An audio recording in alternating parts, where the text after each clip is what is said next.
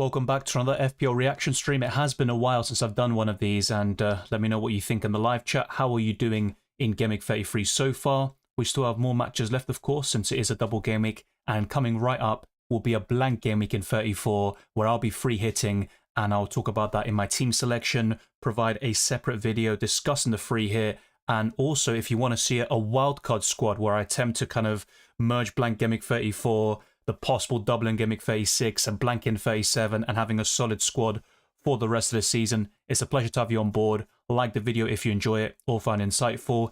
Every single away team today won, which is quite surprising. It's something we rarely say on this channel, especially in the Premier League, and only 2 home teams actually won throughout the entire weekend so far, and they scored 4 goals. So quite interesting, you could say, even though a lot of things are kind of settled. Maybe the battle for the top 5 is a bit interesting, but obviously the newly promoted clubs all set to go down. Leicester City, of course, it was confirmed after the 1-0 loss against Liverpool, and Ipswich Town are on the verge. And of course, Southampton were relegated only a week or 2 ago. So let's get straight into your comments, as always, and welcome to Omar Salazar. What a waste of a bench boost. I completely get that, and I felt the same way last week, but it would have been much worse if I did it now, unless Milenkovic somehow gets a massive return against Tottenham away.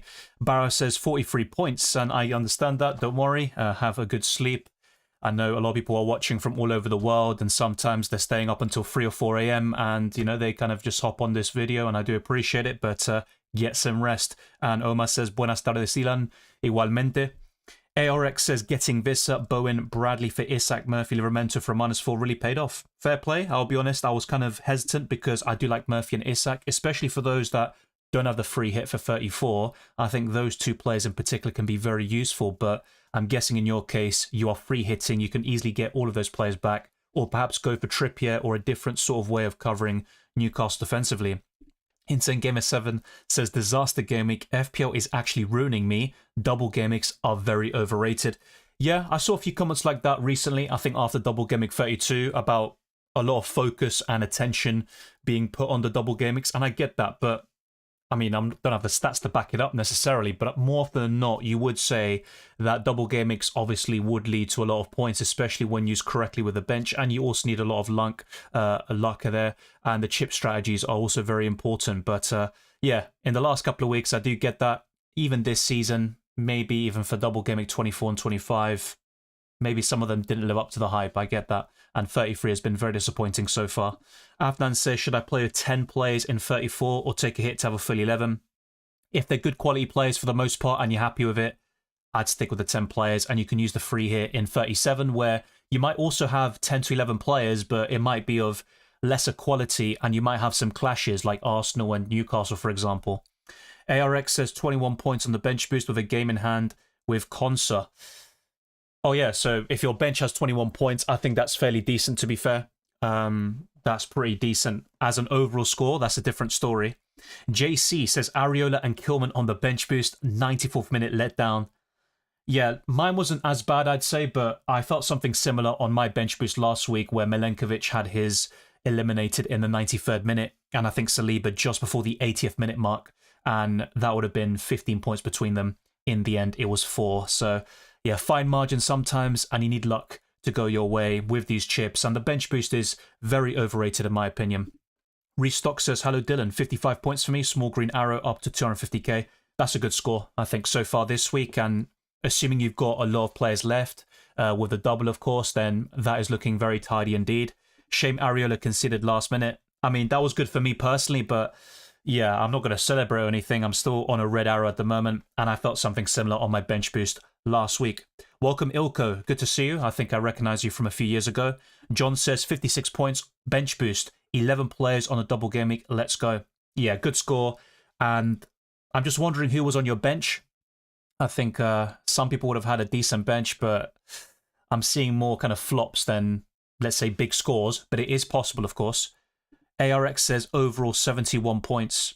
Yeah, that's a very good score. And if you've got a lot of players left, then you're on course for a substantial green arrow, even if you are in a very decent rank.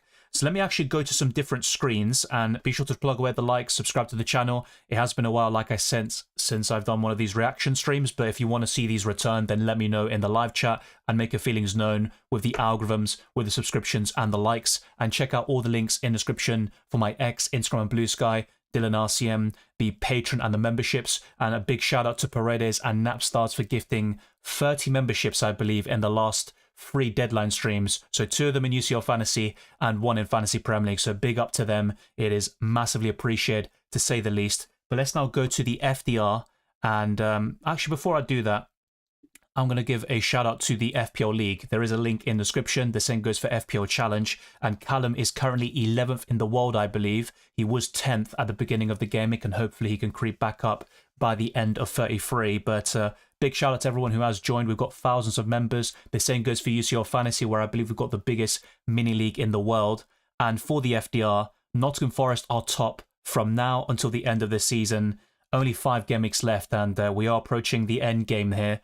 Wolves, West Ham, Bournemouth and Man City are in the top 5. The recently relegated Leicester are in 6th. And those near the bottom, Arsenal in 20th, with the blank in 34, of course, playing a big part. Man United, Liverpool, Chelsea and Brighton are in the bottom 5. And Crystal Palace also not too far off. With predicted points, actually, I have to double check this. What is this about? Okay, this is Game Week 33. So let's get it up to Game Week 34, which is what we're interested in right now. So Salah is top with 8.2 predicted points. Isak, Palmer, Cunha and Barnes completes the top 5, and all of them could feature in my free hit squad this week. Ivanilson, Chris Wood, Strand Larsen, Mbumo and Semenyo all complete the top 10. Of course, that Mbumo haul, if you had him, fair play, that would have been a massive game changer. With the assistant manager for Game Weeks 34 to 36, Postecoglou is now top. Hörsler, Pereira, Frank and Guardiola complete the top 5. I think Arteta was actually top of this for Game Week 33 to 35, despite Arsenal blanking in 34. And so far, so good for the Gunners and those that invested in Arteta. I think 12 points for him, and he's got Crystal Palace at home to look forward to. As for those near the bottom, we could see some surprising names in here. So, Arteta's bottom now. Emery, Van Nistelrooy, Juric and McKenna. That is the bottom 5. Amrim also quite low down in those rankings. As for projected price changes, according to Fantasy Football Hub, they think Barnes and Cunha will go up in price tonight, whilst Gabriel, Quansah, Disasi and Palmer will go down. Another blank for Palmer, despite the 2-1 win there for Chelsea and a late comeback. And that's 16 games, I think, now, without a goal across all competitions. I think the last goal he scored was against Bournemouth on the 14th of January, so he has been pretty poor for a while now, and despite 1 or 2 good performances in general, I just don't think he has really lived up to the hype from last season. And if we look at livefpl.net, they think only Harvey Barnes will go up in price, and they expect a lot of price falls, including Wanyeri, Roman Esse, Disasi, Palmer, Gabriel, Echeverri, Sumari, Jaros, Ahmad, Quansah. I'm not sure if all of them will happen, but this is a very reliable site when it comes to price changes. And let's now go to the captaincy stats, which has been quite open in the last couple of weeks. We might see a difference in 34. I know we've got different options like Cunha against Leicester, Isak facing Ipswich Town, maybe you go for Murphy or Barnes, and of course Mohamed Salah facing Tottenham, where Liverpool could clinch the title, of course, on Wednesday. But for this week, Marmoush was the top captaincy option in the top 100k. Saka, Salah, De Bruyne and Isak in the top 5. All of them have blanked so far in the case of Saka and De Bruyne, as they have a second game to look forward to. The same goes for Marmoush, who I captained myself. Marino in 6th. He actually played in the midfield today and was subbed off early, just like Saka, but he got that assist, a great tackle there for the second goal. And we've got some interesting names in there like Rodgers, who I believe Callum actually captained, who is 1st in our mini league and 11th in the world. So not a bad shout so far. And Watkins, only 0.16% of managers in the top 100k captain him, and he has been brilliant so far. I have a slight regret about not going to him by selling Isak for a -4 hit, but we'll see how it all pans out in the end. Now, I want to show you my team, which is absolutely dreadful for Blank Gameweek 34, and that's why I actually activated the free hit a couple of hours ago. So Verbruggen is facing West Ham at home. Livramento, Murphy and Isak is very good, facing Ipswich Town at home, but then I've only got Milenkovic facing Brentford at home, and Salah having another home fixture against Tottenham. But Saliba, Rodgers, Saka, Marmoush, Mateta, Raya, Sarr, Gvardio, and Munoz all blank, and with only one free transfer, I would have to take massive hits to get to a full 11. So I think using the free hit makes a lot of sense for my team. I designed my squad in such a way when I wildcarded in 30 to bench boost in 32, which wasn't great, but I got some pretty decent green arrows in the process. Players like Jacob Murphy, of course, did very well for me so far. And for 34, yes, I put myself in this situation, but the chip is here to bail me out, and that is my plan. It's already activated, so there is no going back. The likes of the wildcard, assistant manager, and the free hit are irreversible once confirmed.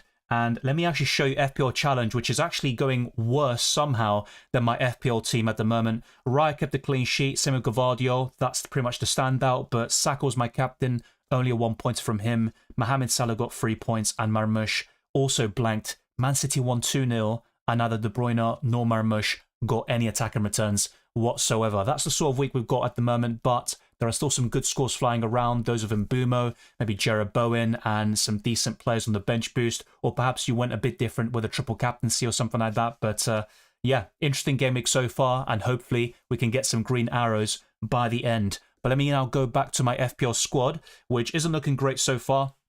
As you can see, my two single game week players of Salah and Isak, who look pretty promising this week, both of them blanked. Salah missed 3 big chances in the first half alone against Leicester. Bukayo Saka, I don't know how he walked away with a 1-pointer. He created 7 chances, I think 1 big chance, and he had 3 shots himself, and he missed, I'd say, 2 big chances personally, at least 1, and he really should have gotten something against Ipswich Town. But Saliba and Raya kept a clean sheet, very happy with that. Gvardio and Munoz, that is by far the best part of my team. All of my defenders and goalkeeper have all returned, so very happy with that. Rodgers got an assist, so he's been a good signing. I obviously got him for the Game Week 32 bench boost, so that's back-to-back assists for him.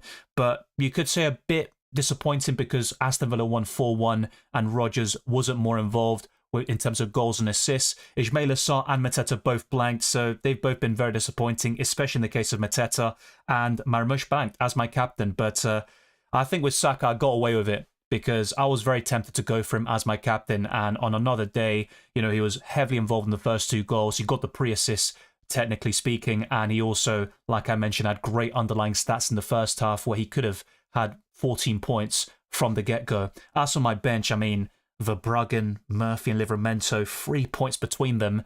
I got 12 points on my bench boost last week, and unless Milenkovic does a madness, yeah, I'm happy I got it out of the way, and I can move on, focus on the free hit, and my starting 11 from now until the end of the season.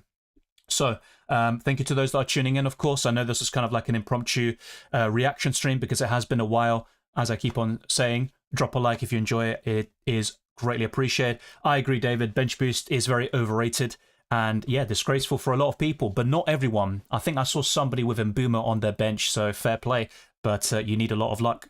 Thank you, Sharon. Hey, Dylan, I'm from Bangladesh. I'm your 758th subscriber. Yeah, I remember you. I mean, you're in a lot of deadline streams, which I appreciate. And, well, I'm kind of impressed that you remember the exact number I had, or, you know, the kind of subscription you were. With fair play. I mean, I do appreciate the OGs, those that have stuck by for many years, because I have been making content for, what, over 5 years now. Ilko says 43 points of bench boost is horrible. I'm cooked. Yeah, it's not great. I'm not going to sugarcoat it, but I don't think it's terrible or terminal. I think you can overcome this and still get a green arrow, which is the most important thing. But yeah, the bench boost has been very underwhelming this season in a lot of cases. And maybe if I do a season review by the end of the campaign, I can talk about this and see if I had any high-scoring benches. But I do feel like my bench has been kind of worse compared to previous seasons. I know Semenyo's trolled me a lot of times and stuff like that, but generally speaking, I don't think I've had many high-scoring benches in every single game week. Jack says triple Arsenal defense and the land cook, and Thailand cook. Yeah, look, the thing was triple Arsenal defense. Fair play to those that went there. I still think the kind of best balance long term is a double up and then going for an attacker. But look, Arsenal scored 4 goals today. Saka, as I mentioned before, really should have got on the score sheet or done something. And maybe if he had obviously had his shooting boots on, we'd be talking a bit differently about it. So sometimes fan margins play a big part. Saka played like he never took a shot in his whole life. Yeah, there was even like a point in the game where I'm not sure if he tried to cross it or shoot directly, but it was so tame and he lost the ball. I do feel like he's missing a bit of match sharpness, but he played very well overall, but I do agree that the final end product and the shooting was very off. I fell to my knees when I saw that Watkins performance, says Omar. Yeah, Watkins, I don't know about him. Whenever I go for him, he's kind of average, and when I don't have him, he's brilliant, but this is not a great season for him overall. Yeah, he's still got 15 Premier League goals, and it goes to show that he's a quality Premier League striker. Yeah, missed out on Mbeumo. I'm actually tempted to buy him, though, around Game Week 35, because Brentford have a strong end to the season in terms of fixtures, but even early in the campaign, when he had tough games coming up and I kept him, I know it was kind of hit or miss, but sometimes he got those massive returns, like the 18-pointer, I think, against Southampton, possibly 19 points, and he also got some good returns against certain big clubs. So I think Bryan Mbeumo is just a quality FPL asset. Was gutted with Asensio, 4 goals, no involvement. Yeah, Aston Villa players can be a bit of an enigma, especially in that attacking position, because they share the goals. They've got so much depth now in the midfield and forward line. And defensively, I stand by it. I know they've kept a lot of clean sheets recently in the Premier League, but I would completely avoid them. I said that a lot in yesterday's deadline stream. And yeah, I know they only conceded once against the good Newcastle side, but yeah, I pretty much stand by that and double down on that statement. I completely would avoid those defenders and Martinez in goal. I think Rodgers and maybe Watkins for this double, which I did suggest to some people. That's pretty much all I'd consider. And with Watkins, he was still kind of a doubt in terms of starting both games for Double Gameweek 33 because Rashford was getting a nod up front. Ivan Mbeumo on the wildcard this game week, fair play. 53 points. Yeah, I think Mbeumo would have been a big part of that, including Double Gameweek, Saliba, Mateta, Saka, Marmoush, Rodgers. Yeah, I think those with a lot of Double Gameweek players, they could creep up on you or perhaps surpass you, but it's a good score so far. Dave says, I really messed up my season. Took Mbeumo out for a hit and this out last week. Double Gameweek trapped me. I do get why you did it though. I don't know exactly who you bought to replace Mbeumo and Vissa, but I'm pretty sure if I hear the names or see them, I'd probably agree with your decision. But double gimmicks can be a trap. That's definitely the case. But remember, there is still a second game to go. And while Saka might not start the second game, Arteta gave a positive update about him because he was subbed off and he took a nasty blow there from Leif Davis, which is why he got the red card. And Arteta said that it's nothing serious and it should all be good. Welcome, Geotip, as well. Good to see you. I transferred in Boomer for Gimmick Phase 6 of the bench boost. Yeah, that's why sometimes it's a domino effect where you might have a specific reason for buying a certain player and it ends up going in your favour immediately. So with FPL, sometimes you need a bit of luck, but in Boomer's a quality FPL asset, so it's a good decision. Jack says 57 points for triple Arsenal defence and Tielemans. Yeah, nicely done. I'm not sure how many players you've got left to see if you can secure Green Arrow, but so far so good. Captain Calfridge says, I captained Salah and had Saka. Yeah, the big disappointment with Salah, of course, is there's no double game week, of course, and he missed 3 big chances on another day. The same with Saka. They both returned big, and you'll be very happy with your decision. Salah was 5th in my captaincy list, and honestly, yeah, after seeing Saka and Marmoush blank, I thought, yeah, Salah's going to go off big time, and he didn't, so these things do happen. Best 3 defenders for the bench boost. Surely you're not bench boosting in 34, right? Surely not. It's a blank game week. People are going to struggle to get numbers out. I mean, your situation might be different, but yeah, for Gimmick 36, that's a different story, but I wouldn't really encourage a Gimmick 34 bench boost. Dave says was ranked 3k in Gimmick 30 with Bowen, in Mbeumo and Vissa. Palace double gimmicks messed me up, changed my plans, and took hits for them. At the time, though, Palace were in great form. They set that British record of 6 consecutive wins on their travels with no goals conceded in all competitions. And guess what? They draw to Southampton.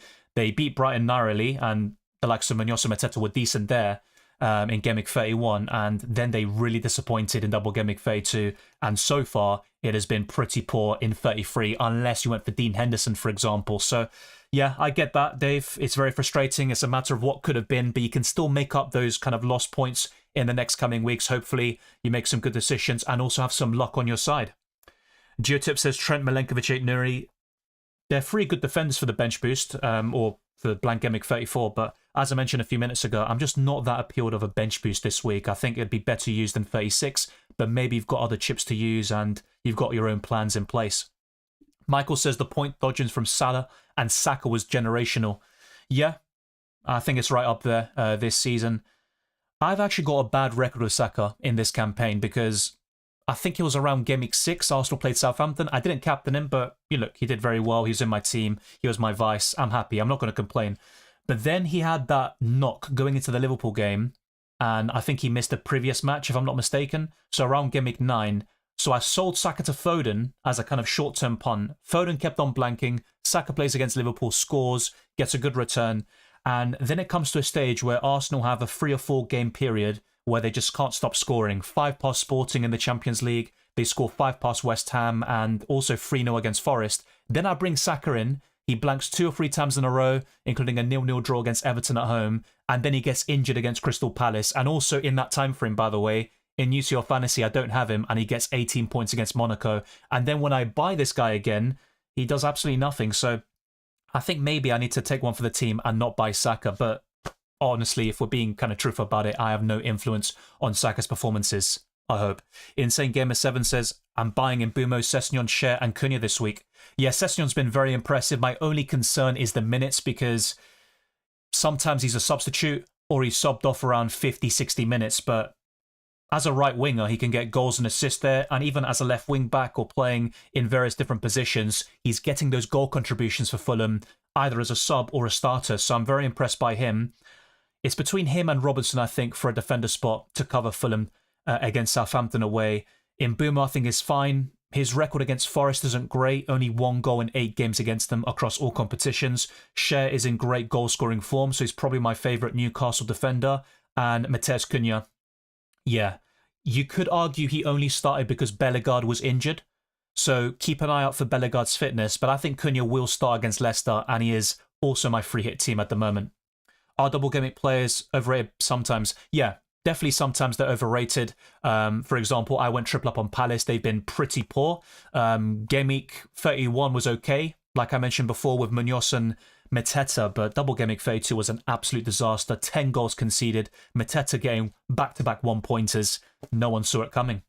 Hey Dylan, every defender returned. Midfield and attack awful so far. 47 points.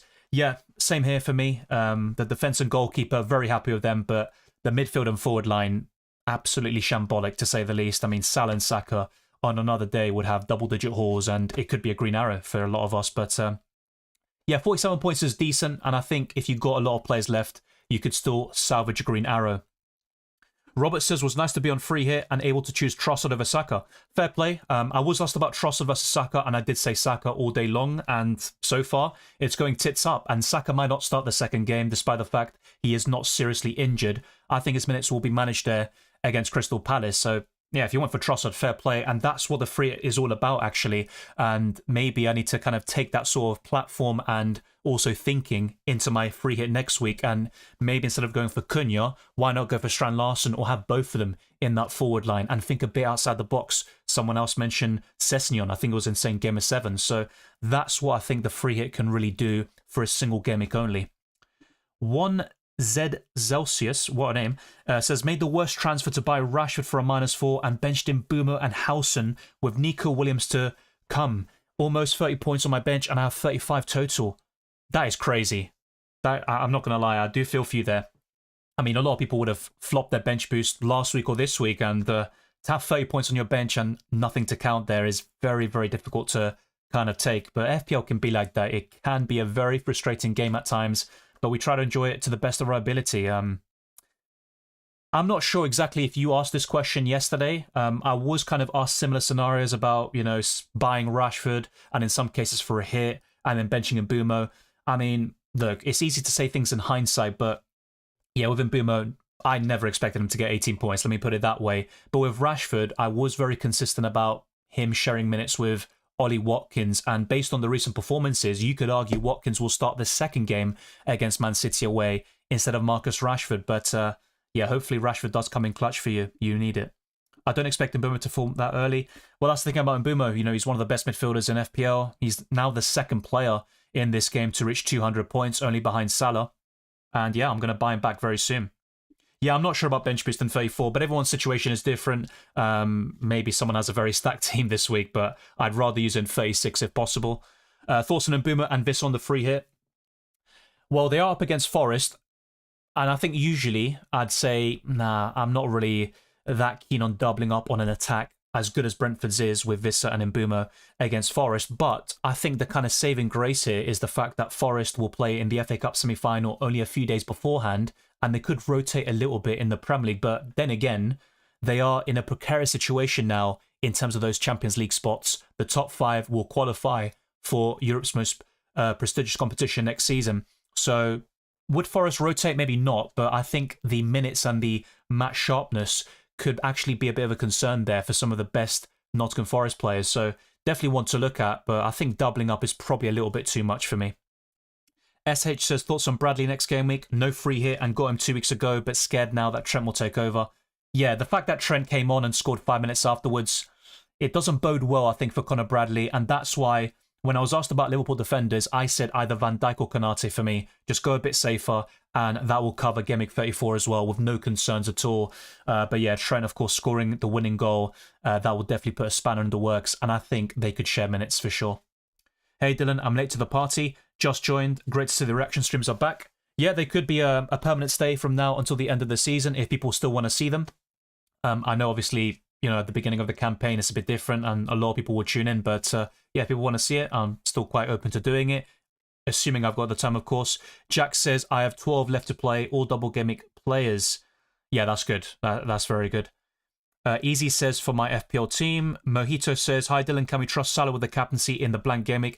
Yes, because Liverpool are on the cusp of clinching the title. Tottenham's defence is terrible, and they also will have one eye on the Europa League, and I don't think they'll mind losing to Liverpool next week. And I think Salah will score there. So despite how poor he has been recently, and I think it's fair to say he has been, you look at his performances against Everton and Fulham, and also today, yeah, I think if this was Salah early in the season, he probably gets 3 or 4 goals in that time frame and a few assists. Bench boost in 34 is a flex. Yeah, that's a good way of saying it. Saka could easily have had a hat-trick and 2 assists this game.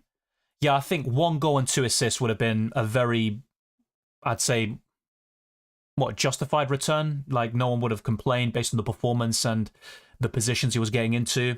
You could even say a brace. I agree with that, but Saka unfortunately just wasn't on it in the final third. Welcome, Beardy. Will you do a wildcard draft? There could be a wildcard video, but I need to put some thought into it because to navigate Blank Gameweek 34 and then the preceding game weeks is a bit of a challenge. It might not be as difficult as doing it in 33 because obviously those doubling in 33, blank in 34, but it is still going to be quite a challenge. The priority will be the best free hit team video, which I'll publish in a couple of days' time. I'll try to do a transfer tips podcast as well. My team selection is definitely headed your way. Where I'm free hitting, it's already active.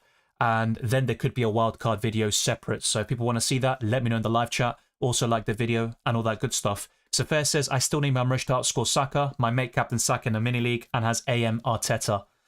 Yeah, from an FPL perspective, I would like that. But yeah, once I saw the Ipswich Town fans kind of boo Saka, even though it was Leif Davis making a dumb challenge on him and getting sent off, I just wanted Saka to score, even if it would have burnt me a little bit FPL-wise. My Arsenal kind of fandom, you could say, will take over. FPL becomes secondary there. SH says, would you wildcard if you can only field 9 with a hit next game week? 2 of them will be AWB and Bradley, which I'm a little scared of. Yeah, so it's not just about the quantity of players, but also the quality. And because Wan-Bissaka wasn't in the squad against Southampton and with Trent knocking on the door, I think it's probably justified to free hit this week. What I'd highly suggest is to go to livefpl.net or websites like fpl.team and visualize future game weeks and see the current projections for the blank in 37. And if you like the look of how your squad looks like at the moment, and you can always change things based on your predictions for the FA Cup finalists and then who blanks in 37 and doubles in 36, and just play around with it a little bit and see if you think the free hit is better suited now or in 37. But I think from the face of it, well, in the context of your team, in terms of your other 9 players or other 7 players, you should say, yeah, I think it's probably worth free hitting now. Native Faith says, Saka, Salah, Palmer, Marmush, Isak all blanked. These premiums need to go when it's end of the season. Yeah, look, Isak has still been good. I know he was underwhelming in the double, but he got 11 points. I think Marmush is still pretty good, and he's not really a premium. He's a mid-price forward. Saka and Palmer and Salah, yeah, I agree. They've all been very underwhelming recently, and in the case of Palmer, he's been poor for months now. 16 games without a goal in all competitions. Bosuna04 says, hey, mate, when are you playing the bench boost? I played it last week, unfortunately. I got 6 points from Rogers. the likes of Abruggen, Milenkovic and Saliba all blanked, and it could have been much different. I was on course for, 15 points between Milenkovic and Saliba, but the clean sheets were wiped out, unfortunately. Annoyed of going Pau Torres over Konsa on the wildcard in 31. Thought he'd be a starter. Yeah, you went a bit early on it, and I think, at that time I would have said that's a good decision. So I don't think it was a terrible call from you. But ultimately, I don't like Aston Villa defenders. Even going into this week with the recent clean sheets, I was saying to everyone, don't buy Villa defenders. And whilst I got certain things wrong with my answers and my suggestions so far, I think with Villa, I got it spot on with the midfielders. Free at team for FPL managers who not used it yet for 34 will be interesting. Arguably, yes, but I think it will be very template in terms of those that are free hitting this week will go for a very similar foundation covering the same teams, but you can go a bit different with certain picks. For example, Sessegnon over Robinson. Perhaps you go for Jimenez, who could be nailed on now with Manice missing out today against Chelsea. And Jose Sarr was out of the squad against Man United today, so Bentley could be a nice backup goalkeeper, or you might want to start him against Leicester at home, who are already relegated. But yeah, it's going to be kind of interesting. Maybe Barnes versus Murphy will be another 50-50 call that can go both ways. Perhaps you go for both of them at the same time. So yeah, it's going to be very similar, I think, overall, but there is still a bit of room to go a little bit different with certain picks. Maybe Share over Trippier or Livramento, for example. Saka may be haunting you, bro. That could almost make me delete my team. Yeah, use your fantasy and FPL. And look, Saka's one of my favourite players. I love him, but he has kind of let me down in both fantasy formats this season. Use your fantasy, he scored at least. I bought him in for match day 14, but he also missed a penalty, so it is what it is. I triple captain Saka, what a waste. Yeah, if he starts against Palace, I would still have a bit of hope, but I'm not sure if Arteta will risk him, and there's no real need to, I'll be honest. I mean, I'd love to see Saka play and get some goals and assists and build that confidence and match sharpness, but I think keeping him fit and ready for PSG is the most important thing. Aranya says, I did Isak, Murphy and Burn to Watkins, O'Reilly and Kivior for a -4, gaining 27 points in the process. That's pretty incredible, I can't lie. Fair play. Went for 12 double gameweek players, 3 from each of the 4 teams for my bench boost. 79 points with 12 fixtures left. That is a great score. Fantastic position to be in and enjoy the points. And there is no way that's going wrong, even if Marmoush ends up blanking. Isak or Salah captain for 34. So towards the beginning of the week, I was leaning towards Salah, and I'll probably stay there, but I think the way Ipswich Town played today against Arsenal, I know the Gunners were pretty good. Yeah, it's a difficult one. I mean, even Barnes or Murphy would be serious considerations for the captaincy at the moment. But yeah, I'd probably lean towards Salah at the moment. I know his form has been even worse than Isak's, but I think Salah will score against Tottenham. I think I'll go about Salah and Palmer this week. It could happen. They're both in my current free hit team, but Palmer is walking the tightrope. I mean, he's been pretty underwhelming recently, to say the least. Michael says, I removed Livramento for Wan-Bissaka for nothing, but still I'd have got 0 points if I didn't do anything, just laughable. Yeah, I mean, if you have no free hit, it's a bit frustrating because Livramento would have been very useful next week, whilst Wan-Bissaka might not even play. Easy says, Bournemouth defender or attacker in free at 34 versus Man United. I'd favour the attacker, and Cliver has 3 goals and 3 games against them. But could Bournemouth win 1 or 2-0 and Kirkes gets an 8-pointer? Absolutely. And those 2 are currently in my free hit draft. But I think it's kind of difficult because you've also got Elanga, and there's also the likes of Murphy and a few others at a similar price to Justin Kluivert. So that isn't locked in for me. Dave says, I was going to take Fernandes out for Trossard, but changed to KDB 2 minutes before the deadline and captain him. Also took Mbeumo out for Rodgers. Yeah, I don't think they're bad calls, though. I also would have preferred De Bruyne over his fellow Belgian, and yeah, I do feel for you there. Not bad decisions, just a terrible outcome. I think Rodgers is a good signing, but you probably don't care because Mbeumo did so well, and Rodgers will almost certainly not get to that 18-pointer. I have 2 zeros on my bench, and I bench boosted this week. It's so jarring. I get that. And look, in hindsight, I got 12 points on my bench boost last week. It's pretty meh, but I'm happy I did it then instead of now. Because, I mean, if I did structure my team a little bit differently, I would have had Bradley here probably, or Kanate. So that would have been decent. But yeah, Areola, last minute clean sheet wipeout and stuff like that. Yeah, ultimately the bench boost has been very underwhelming recently. Maybe in the end, the people who bench boost in 36 will end up laughing. It's funny how things can turn out. LLJ says, happy with my points so far. Mbeumo got me loads of points, 57 so far. Got Gibbs White and Sells for tomorrow, and I've got Rodgers on my captain. Thoughts, Dylan? Yeah, great score so far, but if those are your only players left, I'm guessing they aren't, you probably have some double gameweek players as well.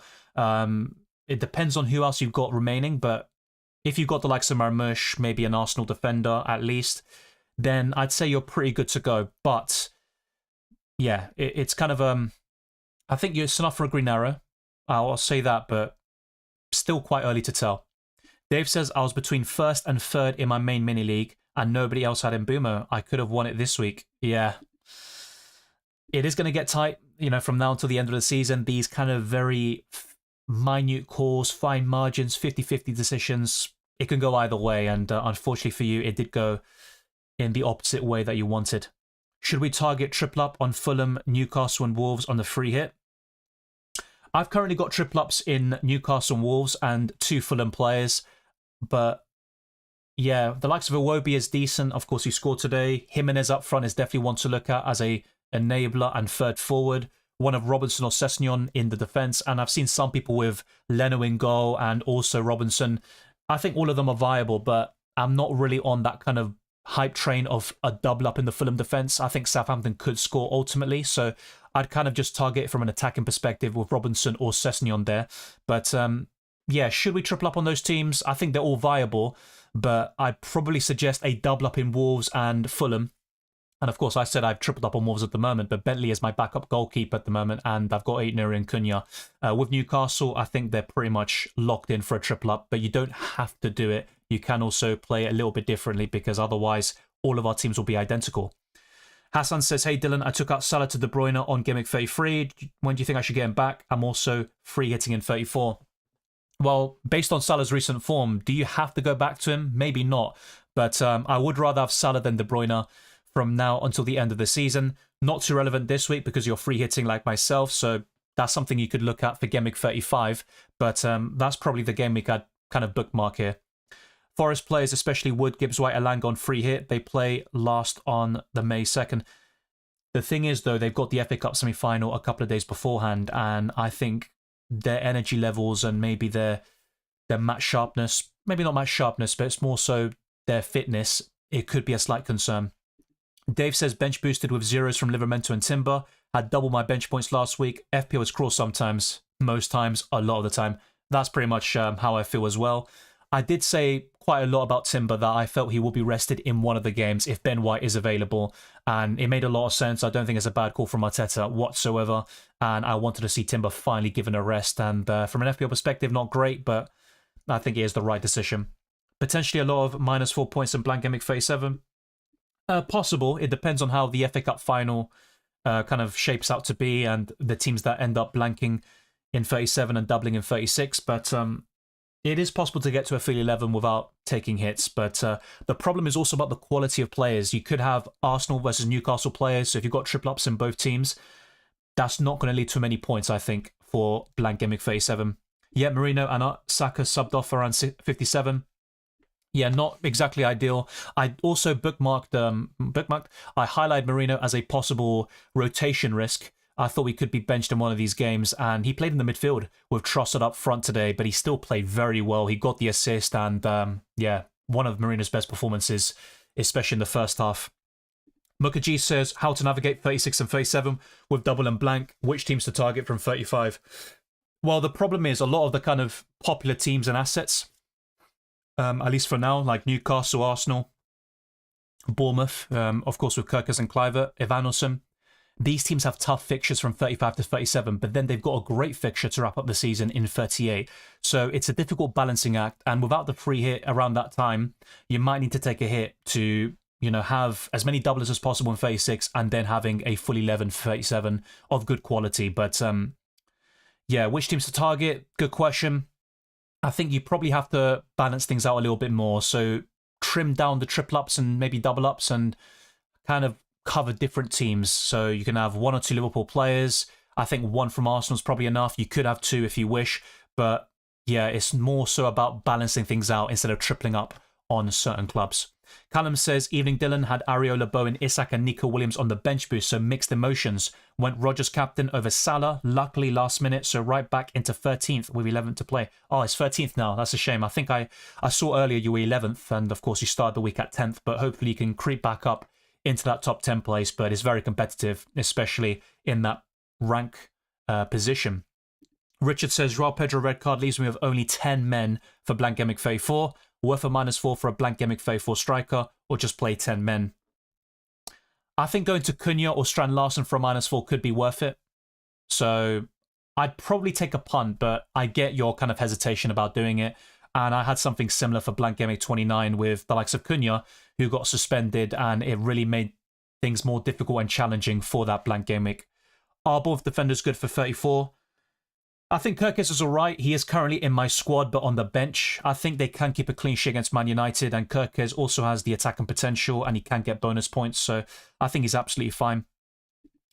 Gordon on free hit differential over Murphy.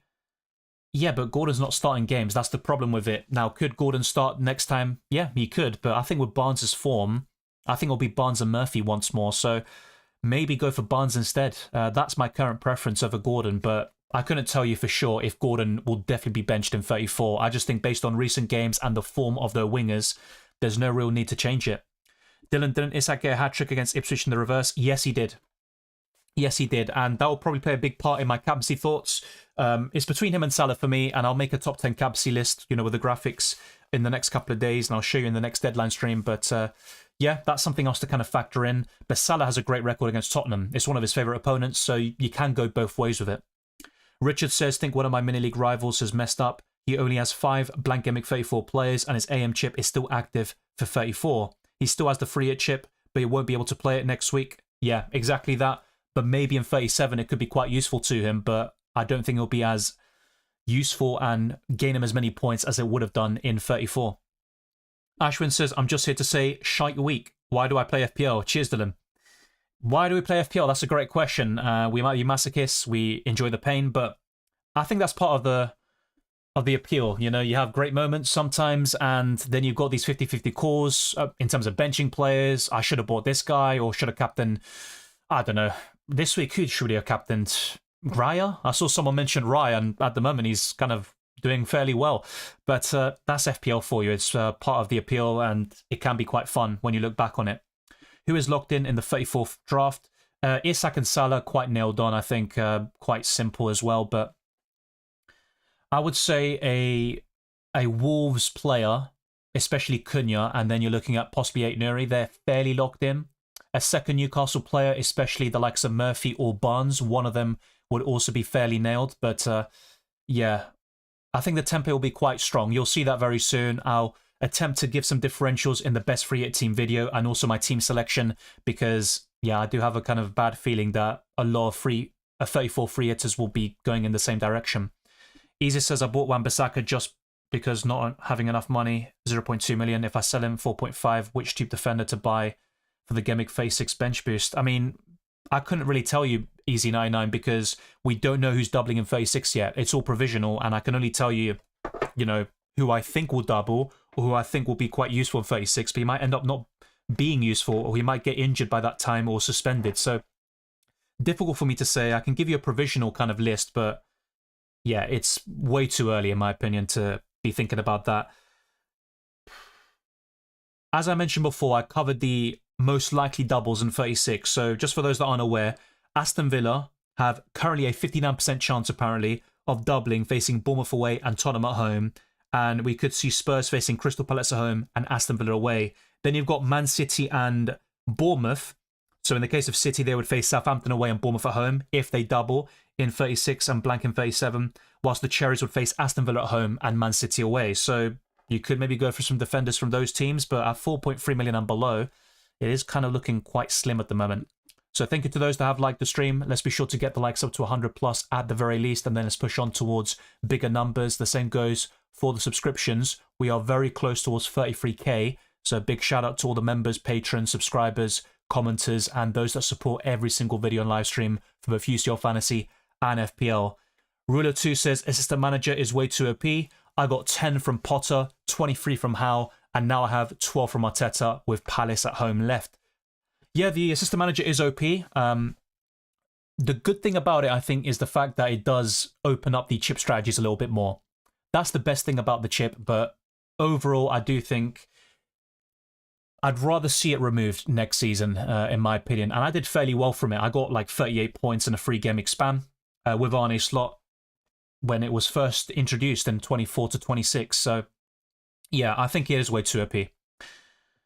I took Salah out for De Bruyne, Murphy to Bowen, free hit 34, in Gameweek 35, Saka to Mbumo, and maybe get back Salah. Looks fairly decent on paper, but I still think Saka can be quite useful against Bournemouth at home. Liverpool away looks quite tough in 36, but I don't mind Saka with those home games, and also to round off the season, it's Southampton away. Easy says Southampton will be breaking every single FPL team who bought defenders against them. Sometimes, yeah, especially in recent weeks, but West Ham can't be relied upon defensively, which is why I said I wouldn't double up on them defensively, even with the Gameweek 33 bench boost against Southampton. Always says, got 23 on the bench boost. Visser, Bowen, Bradley, Martinez left. Fair play. I wouldn't expect anything from Martinez, though, but it doesn't really matter. You've got 23 points from the bench boost, which is a solid score. I think anything over 15 and you're fairly happy. Thank you, Another Hoops. Hey, mate, appreciate the content. No chips left, but 2 free transfers to get to 11 next week. Is Sarr and Mateta to Bowen and Cunha the way? I like the look of those. And Bowen is also a consideration and definitely in the short list for that midfield. And I think Cunha is a standout. But as I mentioned earlier, just be a bit careful about Cunha because Bellegarde missed out. And I do feel if he was available, Cunha could have been on the bench once more because Wolves have been in brilliant form recently and Cunha was suspended for a lot of those games. So Vitor Pereira said a few weeks ago that Cunha will have to earn his place back. And he basically had a discussion with him and he understands that he could be on the bench for the next couple of games. Mukaji says, Cucurella, good shout with Everton lacking firepower in the attack. I mean, if you want to cover Chelsea defensively, sure, but I don't think they're a great defence and I could see Everton scoring. Now, it was a massive scoreline for Chelsea last season at Stamford Bridge, but this is a very different Chelsea team. I think they ended the last campaign very strongly, with the exception of that 5-0 loss against Arsenal, but this season, I know they won today, I just don't really see Chelsea blowing teams away or getting a lot of results. They could really struggle to finish in the top 5. FPL Devilbird says, thoughts on 3 Liverpool players for 34?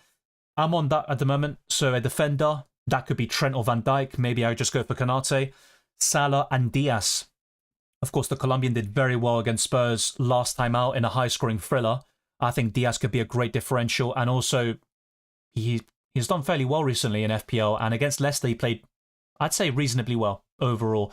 I know he didn't get a goal or assist, but I think Diaz could be a very decent player to have. Maybe a differential because a lot of casual managers and those that have basically ghosted from FPL still have him. But in terms of those free hitting, I think Diaz will be quite underrated. Easy says Liverpool need just a win. Yeah, look, we already know this. The towel's been wrapped up quite a while ago. And yeah, they will beat Spurs, they will be crown champions, and I think Salah could be a great captaincy option, but it's not that simple because you've got Isak facing Ipswich Town. I have 2 Bournemouth players, just hoping C versus Villa in the FA Cup final. Yeah, I mean, that is currently the most likely, based on the projections, but it's not set in stone. Who do you think scores the most points from 35 to 38, or like top 5 players? Well, we could use Fantasy Football Hub as a reference point for this, so let's go to the predicted points section here. So let's do 35 to 38. Let's see if I can... There we go. So they have put Salah top, Isak, Palmer, Mbeumo and Saka in the top 5. I'd probably put Mbeumo and Saka above Palmer based on Palmer's recent form. This is up there. You've got Cunha, Bruno Fernandes, Chris Wood, Barnes. I agree with the top 5 in general, but I would put Palmer lower. So you asked about the... Yeah, top 5 players. I think Mbeumo's in the top 3. Yeah, I do think so with the fixtures. I know before this week he wasn't that great in terms of recent output, but yeah, I think Mbeumo will be in the top 3. Yeah, Palmer, it's just hard to see it with Chelsea's fixtures and his form. But I think Palmer will score, from now until the end of the season. Surely he doesn't go 20-plus games without a goal across all competitions. But yeah, Salah, Isak and Mbeumo would be my top 3. Then I'd probably say Saka depending on the minutes, but that is a big if, and we could see some rotation there. I'm not as keen on Cunha, Fernandes. Maybe Chris Wood could be right up there, but there has been a drop-off there from Forest and Chris Wood. but I think that's a fairly decent list there from Fantasy Football Hub. I just disagree with Palmer. He might be a little bit too high. Maybe, though, he comes back into form when people sell him and he's got the tough fixtures. That's how FPL can be sometimes. Let's now go back to my FPL squad for now, reveling in the average score so far. Evening as well, Deal. Yeah, I was asked this earlier. I think Isak and Salah go without saying. Then you're looking at a second or third Liverpool player. Same with Wolves and Newcastle. But yeah, I'll discuss this more so in other videos.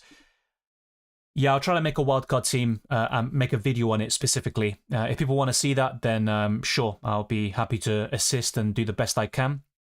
But yeah, the free hit will definitely be published as a separate video, and I'll be free hitting myself, so that will also be covered in my team selection podcast. For Danny says currently 6.6k, triple captain Saka, hoping on a good Crystal Palace game. Yeah, I'm not sure if he starts though. Despite the positive update by Arteta, I'm not so sure. Trent playing with my emotions with that celebration and then that interview. I didn't see what he said in the interview, but he could still be heading off to Madrid. I mean, not really too surprising there. He loves playing against Leicester.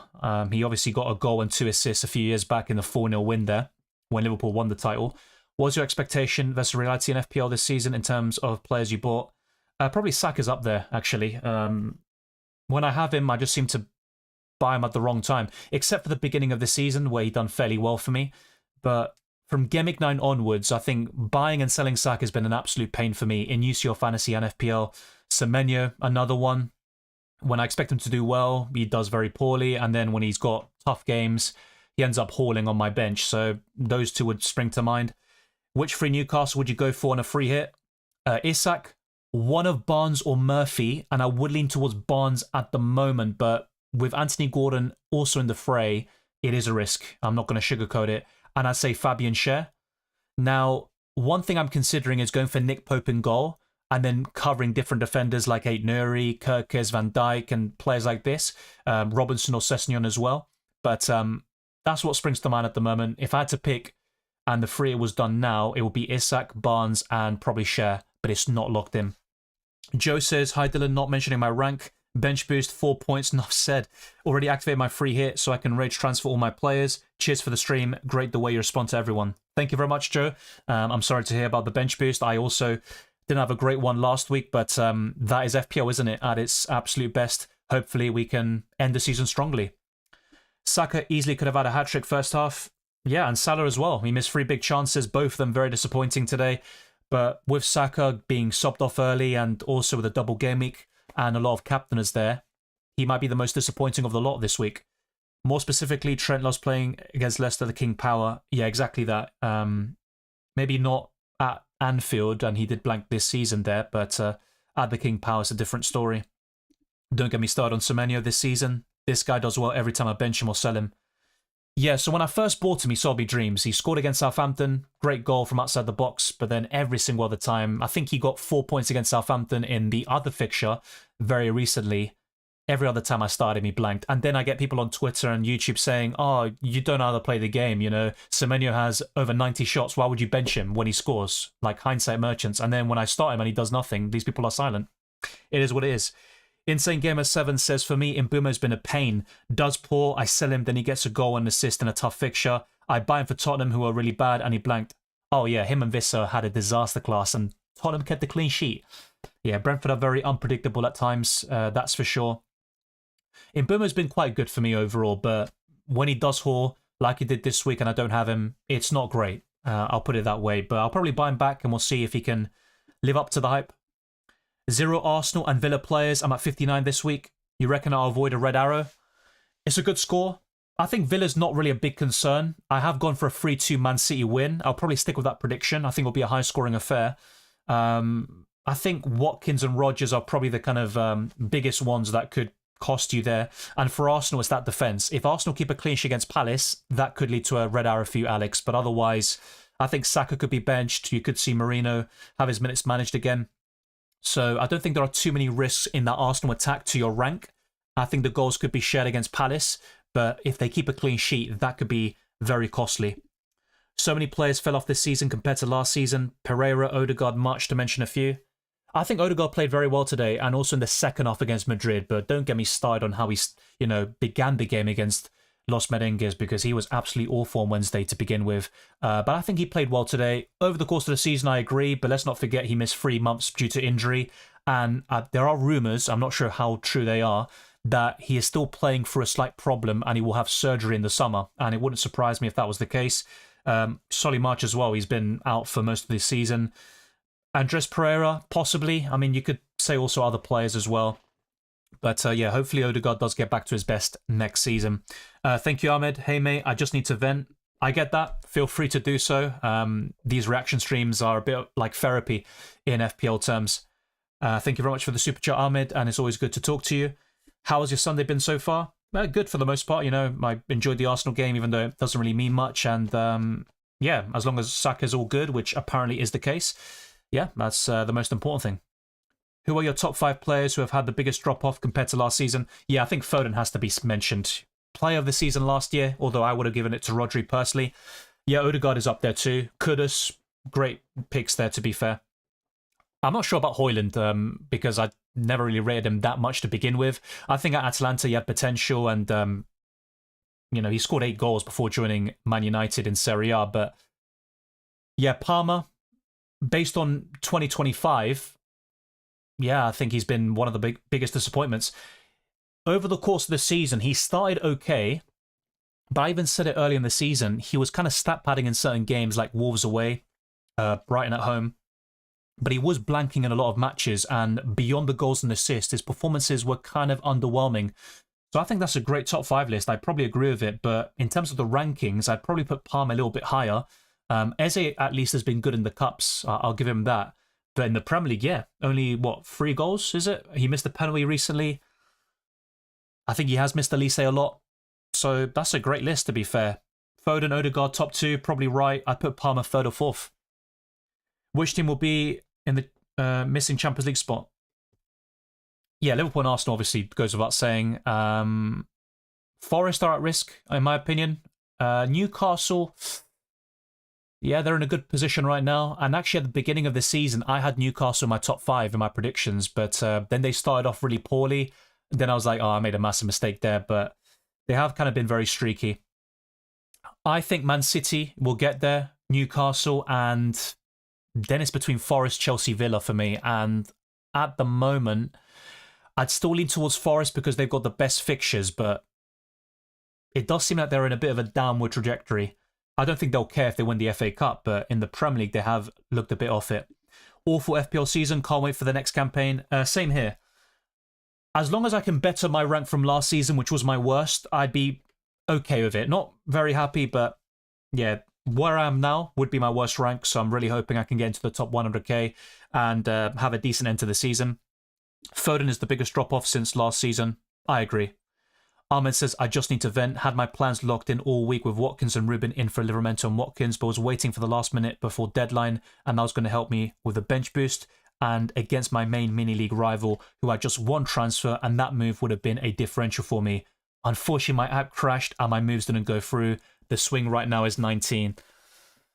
Yeah, I don't know what to say about that. I mean, I know this is a therapy stream, you could say, but yeah, nothing I can say will really make you feel better in terms of FPL. Yeah, look, I'm not going to try and make you feel even worse, but I always recommend to people, try to lock in your team and make your transfers through the app or your website at least 5 minutes or before, you know, the deadline, because these crashes can happen. But, I mean, could you have expected that? Not really. You had a lot of bad luck there. But I know I do a lot where I make late changes, especially in UCL Fantasy. But in FPL, I always try to make sure I do it, you know, at least, 1 minute in advance and have it all done there. So I don't have to worry about crashes because the website and the app can be quite finicky at times. Joe says 43 points so far. I thought Semenyo on the bench boost would pay off as he only scores when I bench him too. Yeah, I get that. I once actually did a bit of shithousery, I think, where I had him on my bench even though I knew he'd come on, just to have him score or assist, and it just didn't work. So basically, if he's not going to come on for me, he'll probably do something. Ruler2 says, is this the first time in FPL that we don't have a premium option to rely on, basically since Game Week 29? That is definitely a fair point and an argument. I think Isak has still been decent, but he has been outshunned by Barnes and Murphy.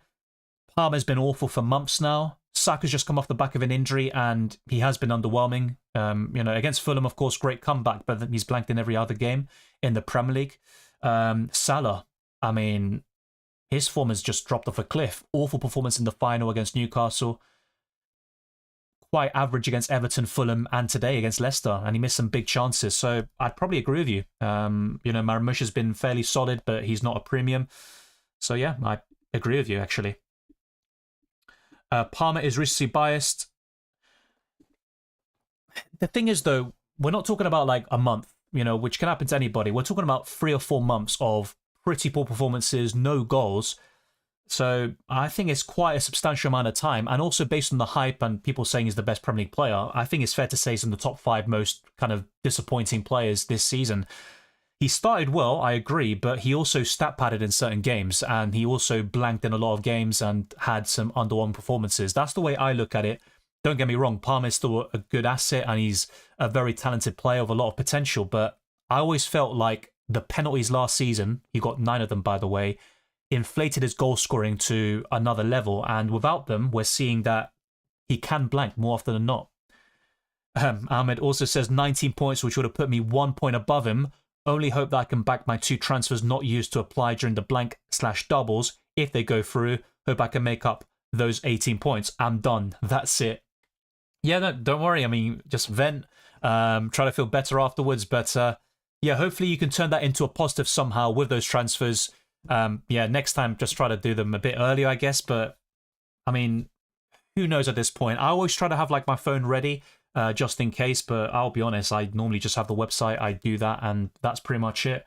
The last time I had something similar happen to me was in a Gameweek 1 deadline stream I did whilst on holiday, and the whole island had a power cut. So literally my stream crashed, and I couldn't make transfers, and I was actually tempted to make a few moves, and I couldn't even watch the Arsenal game in full against Palace at the time. So yeah, these things happen, unfortunately. FPL next season need a good start for me, especially first 5 game weeks.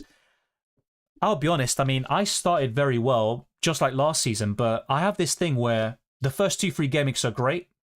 Then between game weeks 4 to 9, I don't know why, I just do terribly. It's like my worst period of the season, and I go down to 1 or 2 million, and then I have to like play catch up. So I think that's kind of the period I'm aiming to just kind of stay consistent at next season. But everyone's different, of course. Fidani says Son and Pedro Porro. What about them? I'm not going to recommend them against Liverpool. No chance. I think they'll win quite easily. Would you say Double Gameweek has flopped this month? Feel like getting the likes of 8-Nuri and Boomer and avoiding Palace was the way to go? So far, yes, for the most part. But let's not forget, the triple up in Newcastle worked quite well. You know, the clean sheet against Palace, Murphy doing really well, Harvey Barnes, Isak, you know. So it just depends. But Palace, they've been a massive disappointment. I'm just really disappointed by them. 8-Nuri and Boomer, I mean, who would have expected those returns? You know, 8-Nuri to get, a goal and an assist against Tottenham, to then get a clean sheet against Man United. Maybe that's a bit more feasible. In Boomer, I mean, before this 18-pointer today, he blanked against Arsenal, which I think a lot of us expected. But yeah, you can't always get it spot on every single game. Otherwise, you probably end up winning the whole thing. But yeah, they have been a big disappointment on the whole, except for Newcastle in 32. Brett says, gutted this week, Captain Saka, bench boost only 5 points with Nico Williams to come. Arteta taken off Marino and Saka before 60 minutes, costing me 6 points, had me shouting on my laptop. Wish managers played FPL. Yeah, but ultimately with Arsenal, and look, I'm going to probably side with Arteta a little bit because I support them, but I'll be honest with Saka, once I saw him go down after that terrible challenge, I wanted him subbed off. Now, he kept on playing on, and I wanted him to silence the Ipswich Town fans, that's for sure, but yeah, I honestly have no qualms about it. Then again, I don't know Marino, and Saka I only bought in just now, but yeah, I'm quite disappointed with Saka. He should have scored and assisted anyway. He had 57 minutes where he had some big chances. He also created some good opportunities for others, and on another day, he would have walked away with a massive return. Even before the 60-minute mark, it would have been a great haul. Spurs can still mathematically be relegated. Yeah, but unfortunately, the bottom 3 are that bad that Spurs and United can basically be calm about it and focus on the Europa League, and they could actually win that competition this season. Salah was unlucky today, says Adil. Typical Man United have a great comeback in a European quarter-final, second leg midweek, and then go on to lose to Wolves at home in the league. I mean, they rotated. I don't think they actually care about the league, but I mean, yeah, it's still embarrassing, 15 league losses, and you can't just turn up when you want to. And I think with United, they are a cup team. They have been for quite a while now, which is why they won the Carabao, the FA Cup recently. But yeah, I mean, they have a chance of the Europa League. I think ultimately any single one of those teams could win it, except maybe Bodo Glimt. But yeah, in the Premier League, I mean, they are so far off it in terms of finishing top half, let alone qualifying for Europe. Easy says, right now, I'm ranked 2.09 million, potentially best rank I get since I played FPL for 4 seasons. Well, hopefully you can keep on bettering that and reaching new milestones, so all the best with that. My best points overall is 2,021 points last season, but 2.1 million rank. Yeah, it does seem to be a high scoring season this time round, which is quite surprising. Erling Haaland back in 36-38 for 3 hat-tricks. Yeah, I don't think he'll get 3 hat-tricks, but never write him off, I guess. I mean, maybe his minutes are managed and they just play Marmoush up front, so I'm not sure if he starts all of those games anyway. Palmer is more of a long-term form drop-off rather than a season-to-season drop-off. Yeah, because if we were talking about this in December, no one would have said Palmer's like a top 5 drop-off. They would have said maybe he's a bit underwhelming, but he's still doing quite well. But now, performances are quite underwhelming. The goals and the assists are lacking. 16 games without a goal. I mean, I just have to say it. I mean, for a player like Palmer, who is a final third player, known for his output, it is quite disappointing. Which players do you think will end the season well among the disappointing players this season? I think Eze and Palmer would probably be the ones, and maybe Odegaard. Yeah, if I had to pick one, I'd probably say Palmer. Yeah, top 5 players to keep until the end of the season. So basically, I covered, I showed it on screen with Fantasy Football Hub and their predicted points, and I kind of I used that as a template. So I think Salah, Isak, and I think Mbeumo would be my podium, but very difficult to say, and things change so quickly in FPL. I think if Saka plays a lot of minutes, he'll be up there. So those 4 would be in the top 4. And I think Palmer could be in the top 5, but I think Fantasy Football Hub had them 3rd. I'm not sure if he's that high, actually, but everyone has their own opinions. Yeah, I don't think there are many standouts. It'll be very close, I think, from now until the end of the season. But Danny was adding to players who fell off from last season. Oh, fair enough, yeah. Yeah, good suggestions. Bowen, I think, has still been decent. Matoma, a bit inconsistent, but yeah, I get that. Son and Potter, they're great shouts. I think they also would be in the top 10 quite easily, so great shouts there. I'm an Arsenal fan as well, but more concerned about my FPL, says Brett. I get that. And look, with the Premier League, there's nothing really to fight for, but I think with Arsenal, they've got a chance in the Champions League. Yeah, nothing to risk that whatsoever, because it has been a very, very, very frustrating season with the injuries and suspensions, and hopefully Arsenal can just, kind of avoid them and have their key players available, most of them anyway, against PSG. Richard says, thinking of a -4 for Munoz, Sarr, Saka, Joao Pedro to Robinson, Bowen and Mbeumo Wood. I like that. Chris Wood might not be my favourite for Blank Gameweek 34, but as you mentioned, and beyond, I think is a great shout until Gameweek 38. Spread the risk a bit and carry forward Raya and Triple City on the bench. Yeah, I think with City, they do have some great fixtures afterwards, like Wolves and and Southampton, but I'd maybe trim them down to 2 and have Marmoush and Gavardio, and that's about it. But having that third in De Bruyne or Foden, or whoever you have, could still pay dividends. And I like those transfers in general. They look very solid, actually. Maybe instead of Robinson, you could go Sessegnon, but the minutes are going to be all over the place. So because you're looking at long-term transfers, I think Robinson makes a bit more sense. My worst FPL season rank is my first. I played FPL for 4 years ago, where I played at the half of the season. Yeah, look, if you begin at the halfway stage, it's going to be very difficult. And a lot of people do join late, but it is a massive disadvantage. Adil says, crazy to think players like John Lundstrom, Dallas, Lingard were staples in a lot of people's teams a few years ago. Yeah, every season had something a bit different. We had Antonio and Benrahma a few years ago. They began the season very well. Yeah, I mean, difficult to kind of remember them now, but I'm sure if you give it more thought, there's other names that would pop along, basically. But yeah, there's some good, flashes to the past. Just made my free hit, 10.1 million in the bank, crazy. Yeah, I've actually got Palmer and Salah at the moment and some premiums, but you could make a case for going without all of them. I would not recommend that with Isak though and Salah. I'd keep them on the free hit and go different with the rest of your picks. But yeah, Palmer did score 4 goals against Everton last time out. Sandri says 43 points so far, really bad, but let's see. I know it's too early, but any suggestions on who to transfer? Cunha would be a nice one, but just keep in mind Bellegarde could be back and maybe take Cunha's spot for this game at least, but I think Cunha will start. That would be right up there for me. Chris Wood is a nice long-term transfer. I'm not sure who you have already, so it makes it difficult to say, but I was watching the F1 race before going live, and Verstappen P2, I'm guessing Piastri ended up winning. Not really too surprising, but yeah. It is a bit of an interesting title race. McLaren have the best car. They've got decent drivers, especially Piastri, and Verstappen is the best one right now, and he's got slightly worse machinery. You could say slightly worse, maybe considerably worse, so it makes it an interesting title race, you could say. Easy says 4 years ago, I found that EPL has FPL Fantasy, so I played it for fun. Yeah, I think the first fantasy game I played was Sky Sports Fantasy in like 2017-18.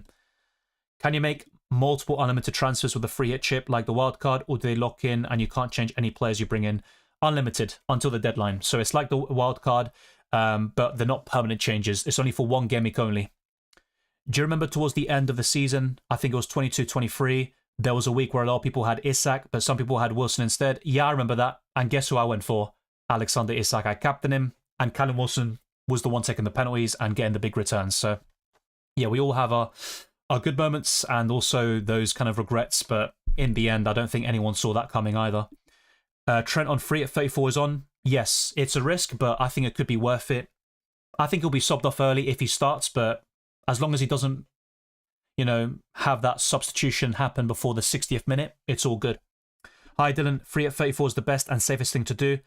It is team dependent, Waleed, but I think for a lot of people it makes sense, and I'm playing it myself. Do my free transfers carry over free hit? I have free. Yes, but you can't make a transfer, then play the free hit and have that transfer go through. But those transfers will remain intact, and you'll keep those free transfers for Game Week 35. Yep, exactly that. Sisnion was playing as a right winger, which I did mention earlier briefly. Playing in these advanced positions, he's very impressive, and he has been getting a lot of goals and assists off the bench and playing in different positions like left wing back, left wing, and also now on the right. Spurs cannot be relegated as Ipswich can only get at the most 36 points. Yeah, and either way, as I mentioned before, the bottom three are that poor that the likes of Spurs and United can count themselves lucky. My favourite player from the past is Antonio. I love Prime Chilwell and James, and as of recent, I loved Elise when he played. Yeah, James was quite frustrating for me. Chilwell as well, actually. So we all have our kind of different favourite assets, so to speak. I don't think any of them would be part of mine, but that's the good thing about FPL. We all have our own experiences and kind of favourites, and also those picks that you never want to go to again. The days of Leeds, Ayling and Rafinha, yeah. And now Rafinha is leading the Ballon d'Or charts. Who would have thought? Do free transfers carry over? That's been covered, mate. Top 3 most improved players this season from the poor campaign last time out. Oh, I need to think about that. Most improved. We'll go back to that. Thank you, Ahmed. Thank you, mate. You're the best. I meant permanent for that 1 week only, as I'm aware you revert back to your original team prior to the free hit activated.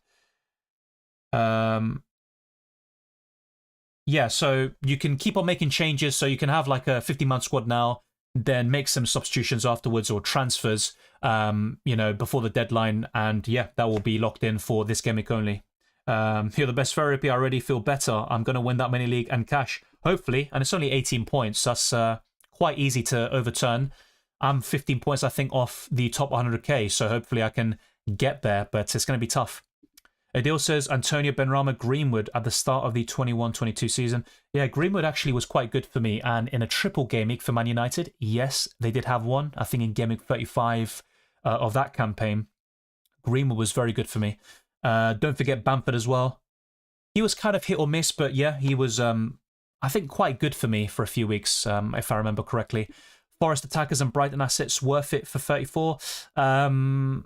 With Forest, they could rotate or at least have some players managed with their minutes because the FA Cup semi-final will be the most important, and it will be quite difficult for them to balance that out in terms of a great performance in the Premier League and also in the Cup.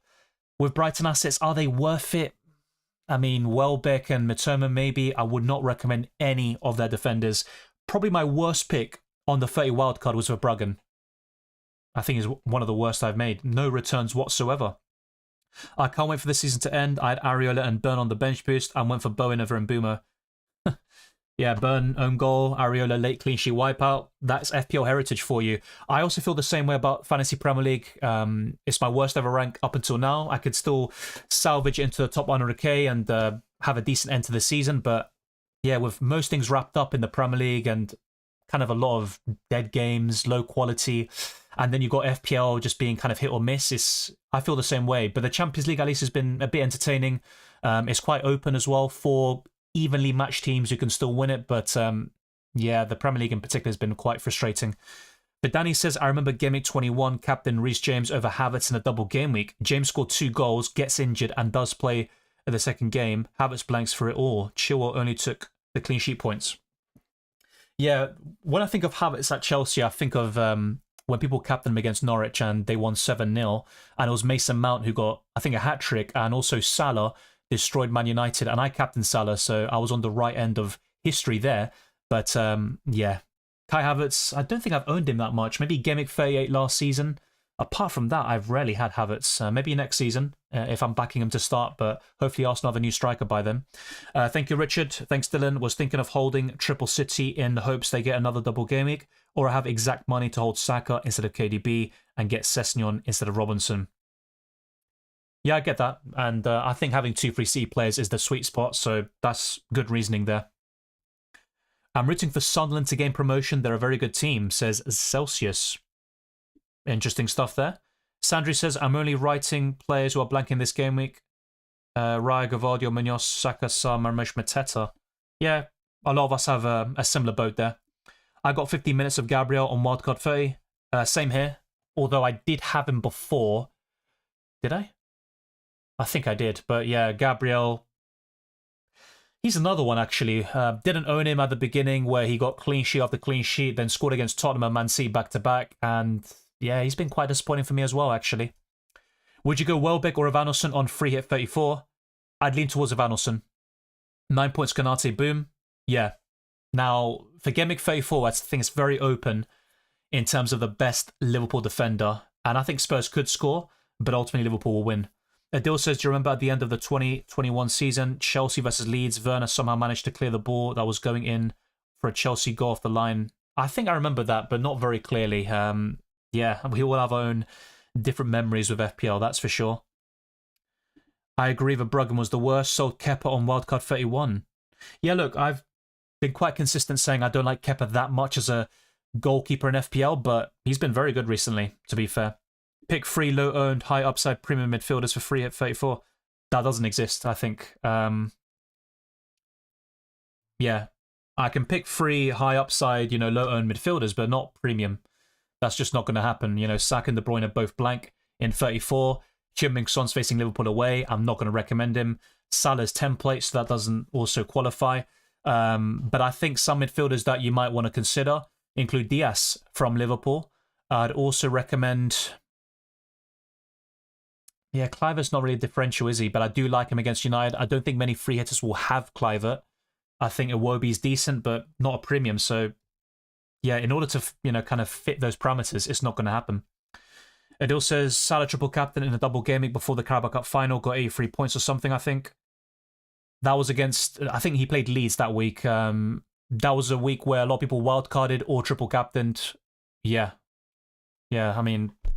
it is what it is. Milenkovic for the hat-trick. Let's make history, Dylan. Hopefully not. In Game Week 34, yeah, definitely. And whilst if he scored a hat-trick against Tottenham, that's funny, and I'd laugh. From an FPL perspective, no, because he's on my bench. Mojito says, I think we are making a mistake not targeting Forest now, as they surely value Champions League next season over FA Cup final this year. Oh, so when you say targeting Forest, you mean getting their players in, rather than targeting them as in buying the opposition players, but... I'm sorry. I mean, look, everyone feels differently, and Forest have been very good this season, but they have tailed off recently, and it's a chance of winning a trophy. No one's going to remember, oh, Forest finished 4th or 5th, in 2024, 25. But if they win the FA Cup, that's something that you can't take away. That's a trophy, the oldest cup competition in history. Having both is obviously ideal. That's what they're aiming for, but I don't think Forest will, put a weak team out in the FA Cup semi-final. There is no chance they're doing that. Easy says Leeds and Burnley potentially top 2 promotions. Yeah, I was asked this earlier as well, or I think in yesterday's stream. Those 4 teams, as you mentioned, are in the playoff spots, and Sheffield United do have by far the best points totals, but it doesn't matter because they are third.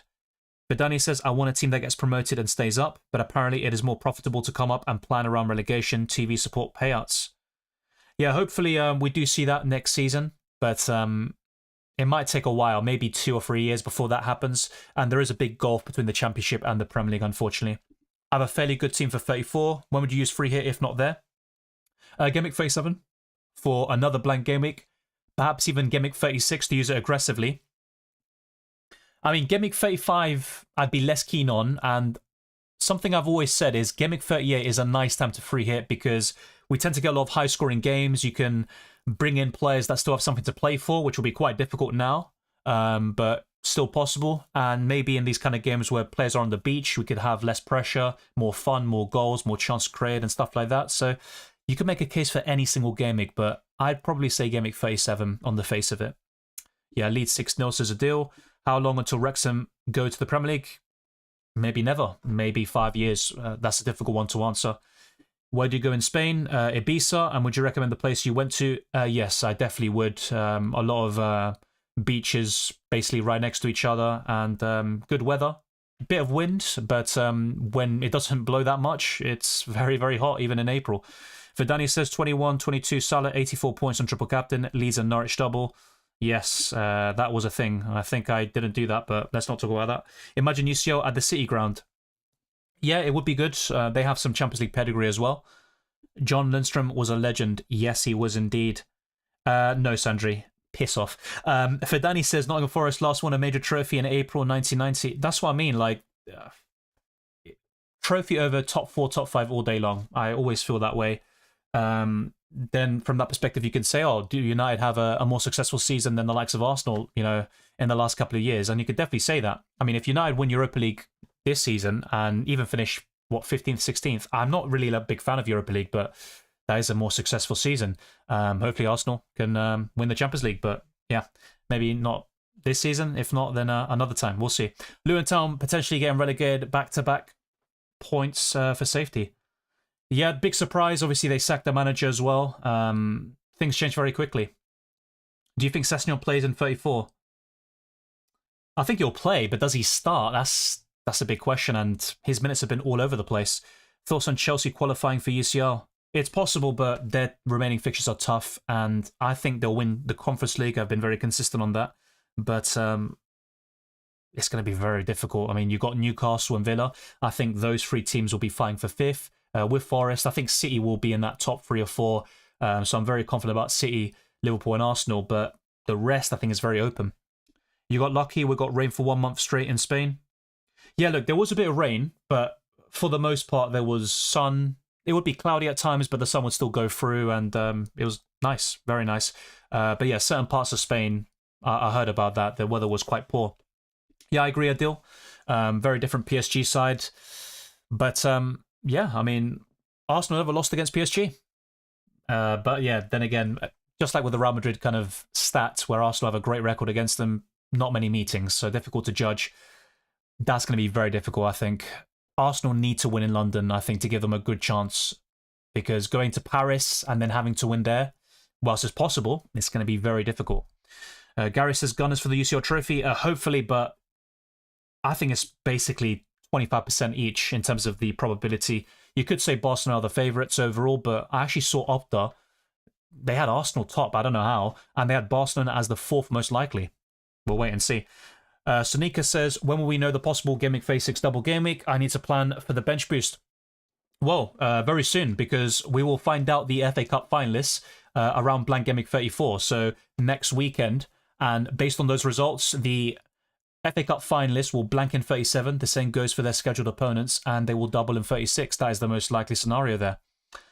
I asked about Mbeumo and Vissa earlier, and then I went to do some digging, and Nottingham Forest across the last 10 game weeks have put up the 5th worst defensive numbers. Yeah, that's good research there. Now, I did see Mbeumo has a poor record against Forest historically, 1 goal in 8 games in the Championship and Premier League, but based on what Mbuma did yesterday and also Forest's recent numbers and also the FA Cup semi-final in between, you could definitely make a case for investing in that Brentford attacker or two. But I think both might be a little bit too much. Wrexham will go Premier League in the next 3 years with the help from Deadpool. I mean, yeah. The thing is, though, you've also got other clubs of bigger stature who generate more money, and they also have rich owners as well. Sandri, I just can't disagree. Sorry, I can't agree with that because Chelsea have more relegations than league titles. Enough said. Mojito says, I think Forest value Champions League money over a tough fixture against City. I'm talking about Blank Gameweek Faithful specifically. Brentford conceded 2 goals against the weak Brighton. Yeah, I mean, Brentford have never been great defensively. I think they kept their first clean sheet at home, a few weeks ago against Chelsea. Brentford can be a tough side to play against sometimes, especially against the bigger teams, but yeah, I'd always fancy even the likes of Forest, who aren't the most free-flowing of teams, to score against them. Adil says, yeah, take it from a Liverpool fan. Away at Paris isn't easy, and even though we won 1-0 away in the first leg due to Alisson and Elliott, they still got a result and knocked us out at Anfield. Yeah, Anfield, that was a more even game, and I think ultimately Liverpool could have actually got a decent result on the night, but over the course of both legs, I think PSG were the better team, and it's kind of surprising because let's not forget, they were really poor at the beginning of the season, and they had very tough fixtures in the league phase. You know, they faced Arsenal away, they faced Bayern Munich, they lost both of those matches, but they have really turned it around since December, and they beat Man City, of course, to end the league phase. I think it was in January, and from that point onwards, they've been one of the best sides in Europe, and I think if you're kind of ranking the teams right now, I think PSG might be the best overall. Sonika says, by the way, as you know Spanish, I recommend you the Zone guys make with Spanish players. Yeah, I was watching actually. I have seen their kind of segments. They did one with Cucurella and Robert Sanchez, which I saw a bit of before the Arsenal-Chelsea game recently. And yeah, I saw a bit of the Ryan Marino one today. Paris FC likely to promote to Ligue 1 next season. The original Paris football team. Well, PSG is like Man City and Chelsea. You know, they're teams that obviously have these really rich owners from these states, oil money, so to speak. But PSG are now kind of like a more trendy team, you could say, more likable. But if they win the Champions League and also get more big-headed than they are, people will feel differently about them. That's the way football is. Still feeling hard done by for a team that finished first in the league phase to get PSG in the round of 16. I get that, you know, it's bad luck, but it's also based on league positions. And I know Liverpool rightfully rotated against PSV, but just to put it into perspective, if Liverpool beat PSV, then PSG would have finished above PSV, and then you wouldn't have faced PSG. So I think it does make it very important to take every league phase game seriously. That's the good thing about the new format. And for 3 of the top 4 teams in that table to be in the semi-finals, it goes to show that it's been a decent system so far. But I think also, you know, for example, if you support Liverpool, you'll feel hard done by, you don't like the new format, and you would prefer the traditional one. I completely get it. And with Arsenal, for example, doing well so far in this competition, so you'd kind of maybe like the new format a little bit more. So I think also results do play a big part in how we feel about it. Also, La Media Inglesa for Premier League content in Spanish. I don't think I've seen that, so I'll have a look.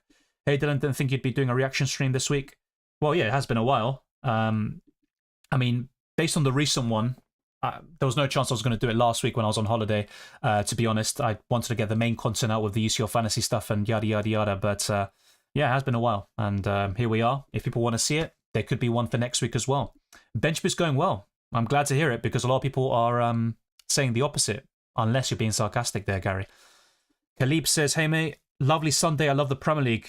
I sit at the couch every weekend with a beer in my hand, watching Pep's shiny bald head. Otherwise, Arsenal been clapping Madrid's... Whoa, okay, pause. Pure comedy. I'll be honest. I mean, look, if Arsenal win the Premier League next year, I'd say something different. But yeah, I just haven't enjoyed the Premier League this season, mainly because of suspensions and injuries more than anything else. But I also think Arsenal just haven't had the momentum which Liverpool have had, and obviously they deserve to win the title. But yeah, the Premier League, I think it's also the perspective of the new promoted clubs. You know, they're all down, nothing going on there. The top 5 race is a little bit interesting, but yeah, it's not really gonna get me there. PSG versus Paris FC League next season, Paris derby. PSG will win both games, unfortunately. Dylan, how are you? I haven't been here for long. I've had 1 red arrow in the last 17 and gone from 3.7 million to 680k. That's great consistency there. City. Good to see you as always. And yeah, it has been a while. But then again, with the reaction streams, I think the last one was for Blank Gameweek 29. Trent is surely the Liverpool defender to pick for free hit. Yes, I mean, he's the most exciting one, but the minutes are still a concern. I mean, Arne Slot said from the beginning he was never going to start against Leicester. Now, will he be in better shape now against Tottenham? I think so, but it's a high-risk, high-reward scenario, in my opinion, and Spurs could score, despite how poor they are. This gimmick has been balls. I knew I should have got Diaz, should have trusted my gut. Hopefully he gets benched. Burn Murphy for Bruggen. Totally burned me on my bench. Nice pun. Yeah, I actually like Luis Diaz for next week, and he played relatively well today, actually. How likely is it that Sessegnon gets 60 minutes next week?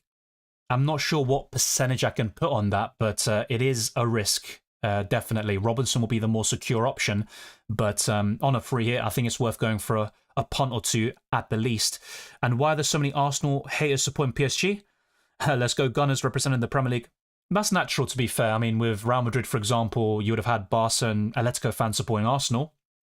And then, yeah, in the Premier League, I know some people will support all English clubs, but yeah, you're not going to find Spurs fans cheering on Arsenal. Even United, you know, they'll want Madrid to win. Liverpool, for the most part, will support Madrid.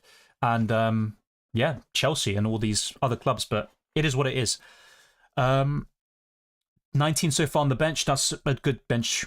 Yeah, very good bench. I thought you were still on holiday. No, I mean, the lights are back, you know, the better camera as well, you could say. But, yeah, I mean, thankfully, when I was in the hotel, the internet was very good, better than what I have at home. So that helped a lot to have very smooth streams for the most part. I don't mind the new format. For me, it's a case of why fix something that wasn't broken. That's how I felt at the beginning. I think the league phase itself is better than the traditional Champions League groups, but there's also an element of a bit of bad luck that could go your way with a draw. I mean, PSG, for example, had a very tough set of opponents, and that's why they finished so low. So then they have to face Liverpool, who were top of the Premier League and the Champions League at the time. And then, yeah, Liverpool are kind of hard done by. But I do get the way you feel. It's like the World Cup as well, with the extended format. You know, why do I have to keep adding more teams? I mean, it does branch out to countries that never would have had a chance beforehand, which is good. But at the same time, you've got also some weaker opponents there. But it is how it is, you know. Manetzi has a differential. I mean, against Leicester, anybody could haul, right? So it's not a bad shout. But I'd rather go for Strand Larsen and Cunha simultaneously up front with an Nuri at the back, or perhaps Bentley in goal. But look, if you're looking for a midfielder, a differential, I think Manetzi is okay. But I was asked about him and Bellegarde recently, a couple of weeks ago, and my answer was no for neither, basically. Or no for both, should I say. Is Zubimendi signed by Arsenal already? No, but it does seem like a lot of the kind of background work has been done. So it's very likely he'll go to Arsenal, but it's not locked in. Is this the first time in Premier League history we have a game on the broadcast every night of the week, Monday through Sunday?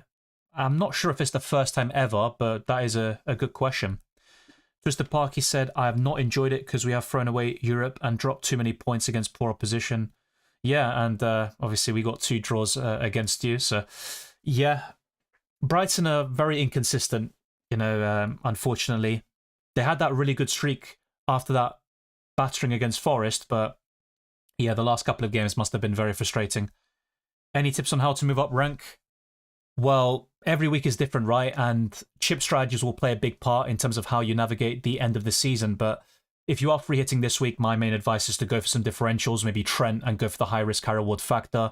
Sessegnon over Robinson is not something I'd necessarily recommend, but if you are chasing rank, it could be a way of gaining something over the template, because most of us will go for 2 or 3 Fulham players from Wolves, Liverpool, Newcastle. So in order to be a little bit different, you can change your players in certain positions there. Harvey Barnes over Murphy, or perhaps you go for Gordon if you're backing a start. So that's the way you kind of gain rank in weeks like 34. Thoughts on who will win in the semis in Conference League and Champions League and Europa League? Conference League, I'll be honest, I haven't paid any attention to it, but I'm very confident Chelsea will win it. And I'm sure they're going to say, oh, Europe, you know, we've got a great record, but I really wouldn't be flexing a Conference League, not going to lie. I think they'll win it ultimately. That is my prediction for Conference League. If I have a quick look at the semi-finals, because I'll be honest, I haven't actually seen it. I mean, who are the Chelsea facing? Who? Yeah, no offense, but like I've never heard of that team before. Real Betis against Fiorentina, that's slightly better. Difficult to say. I mean, Betis have been in good form overall since Anthony has signed, although they are winless in the last 2 games. 6th in the La Liga table. Fiorentina, yeah, 8th in the Serie A table. I mean, tough to judge. I'd lean towards Betis Chelsea final, and I think Chelsea win it. Europa League, I think Spurs will beat Bodo Glimt, and United, Athletic Bilbao. United do struggle against Spanish opposition. I mean, how many times have been knocked out by them in Europa League, Champions League? Very, very often, but Nico Williams is injured at the moment, so that could be a massive blow. United Spurs final. I hate that. It's literally like I dislike both of them. I don't want any of them to win, but I would rather United, I guess. I guess. Hopefully Bilbao win and they go on to win the tournament, but yeah, I think Spurs reach the final and hopefully they lose it. Just the Parker says, should say Ruben. Oh yeah, Ruben Diaz. I'll be honest, I don't like the pick that much. He kept the clean sheet against Everton, but I think Villa will score now. But fair play to those that went there. I do think you end up blanking. And look, I talk about United, and United fan Jamie Santos is in the chat. Good to see you, mate. Yeah, if it's your...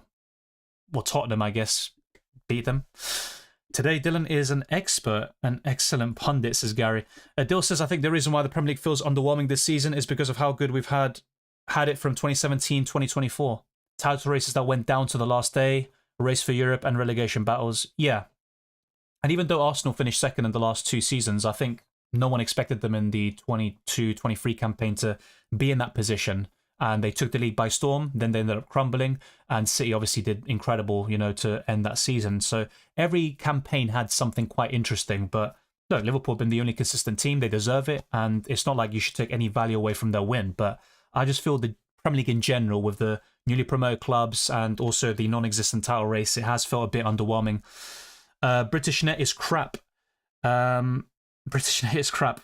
Yeah, I've never seen it, so I can't really judge. If you go on vacation last week, how'd you bring the camera to vacation? I used the webcam of my laptop. So yeah, I didn't bring my camera.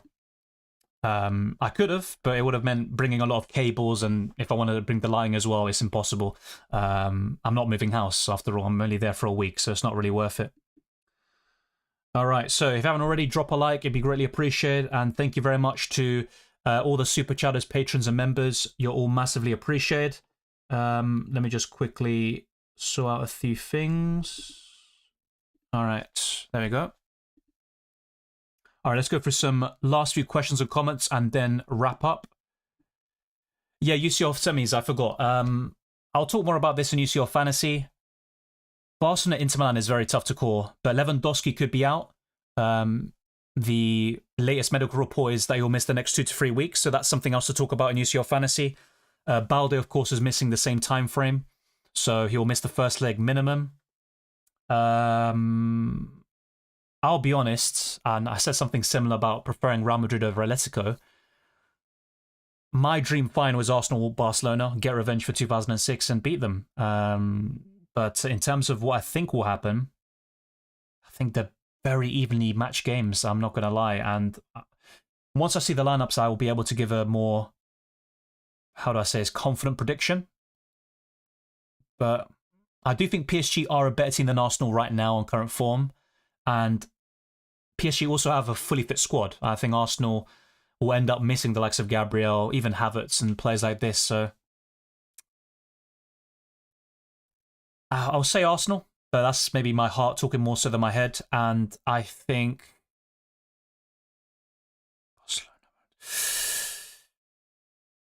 Inter Milan.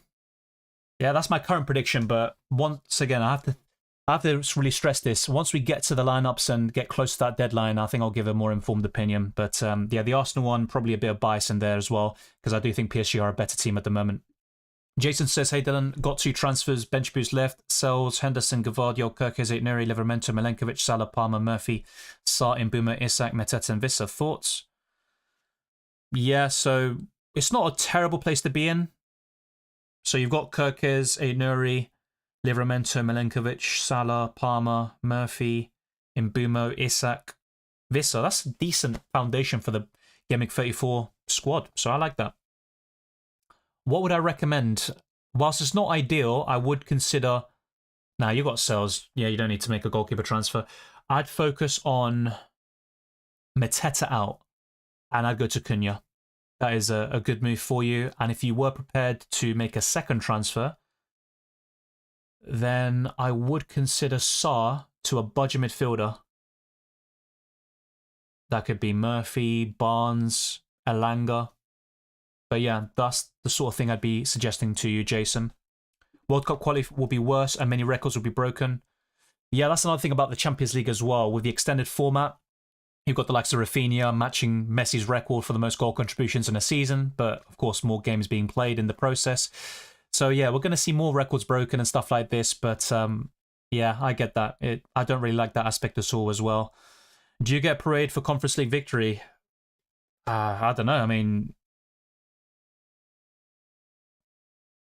look, it's a trophy, and the good thing about Conference League is teams like West Ham, who, you know, haven't won a trophy in decades, they're able to have a chance of winning it. But yeah, like, I'll be honest, I'd rather not be in Europa League or Conference League. But of course, if you're in it, you want to win it. But do you get a parade? I don't know. Ask Chelsea.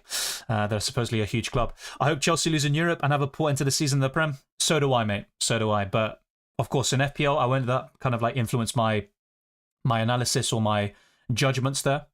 Just the Parky says this season 23k, game week 1 15k or 11k last year, but I keep having a crap second half. 248k at the moment, was about the same last year. This year got chipped strong because of the FA Cup, but still maybe 2 template. Yeah, I have like a very similar pattern in terms of first 2 game weeks brilliant, then I have like a really poor patch from 3 to 9. Then I wildcard around that time frame and then slowly creep up. But basically the damage is done in that kind of 4 to 5 week period, which I just mentioned. Bodo Glimt winning Europa League will be fairy tale run. Oh, I really hope they do. And whilst I don't really care who wins about Europa League or Conference, I do have a preference. I mean, if Spurs and United don't win it, that's obviously ideal. But yeah, Bodo Glimt is history for them. It's very impressive what they've been doing, but I do expect Tottenham to beat them. They beat Porto, Braga and Besiktas in the league stage, beat Olympiacos and Lazio in the knockout stages. Good point. Hopefully they can win the semi-finals, but yeah, they are going to be massive underdogs. Who do you think will be the underdog next season for the Premier League? Good question. I mean, I'm not going to call Man City an underdog, am I? But maybe people kind of overlook them for the title.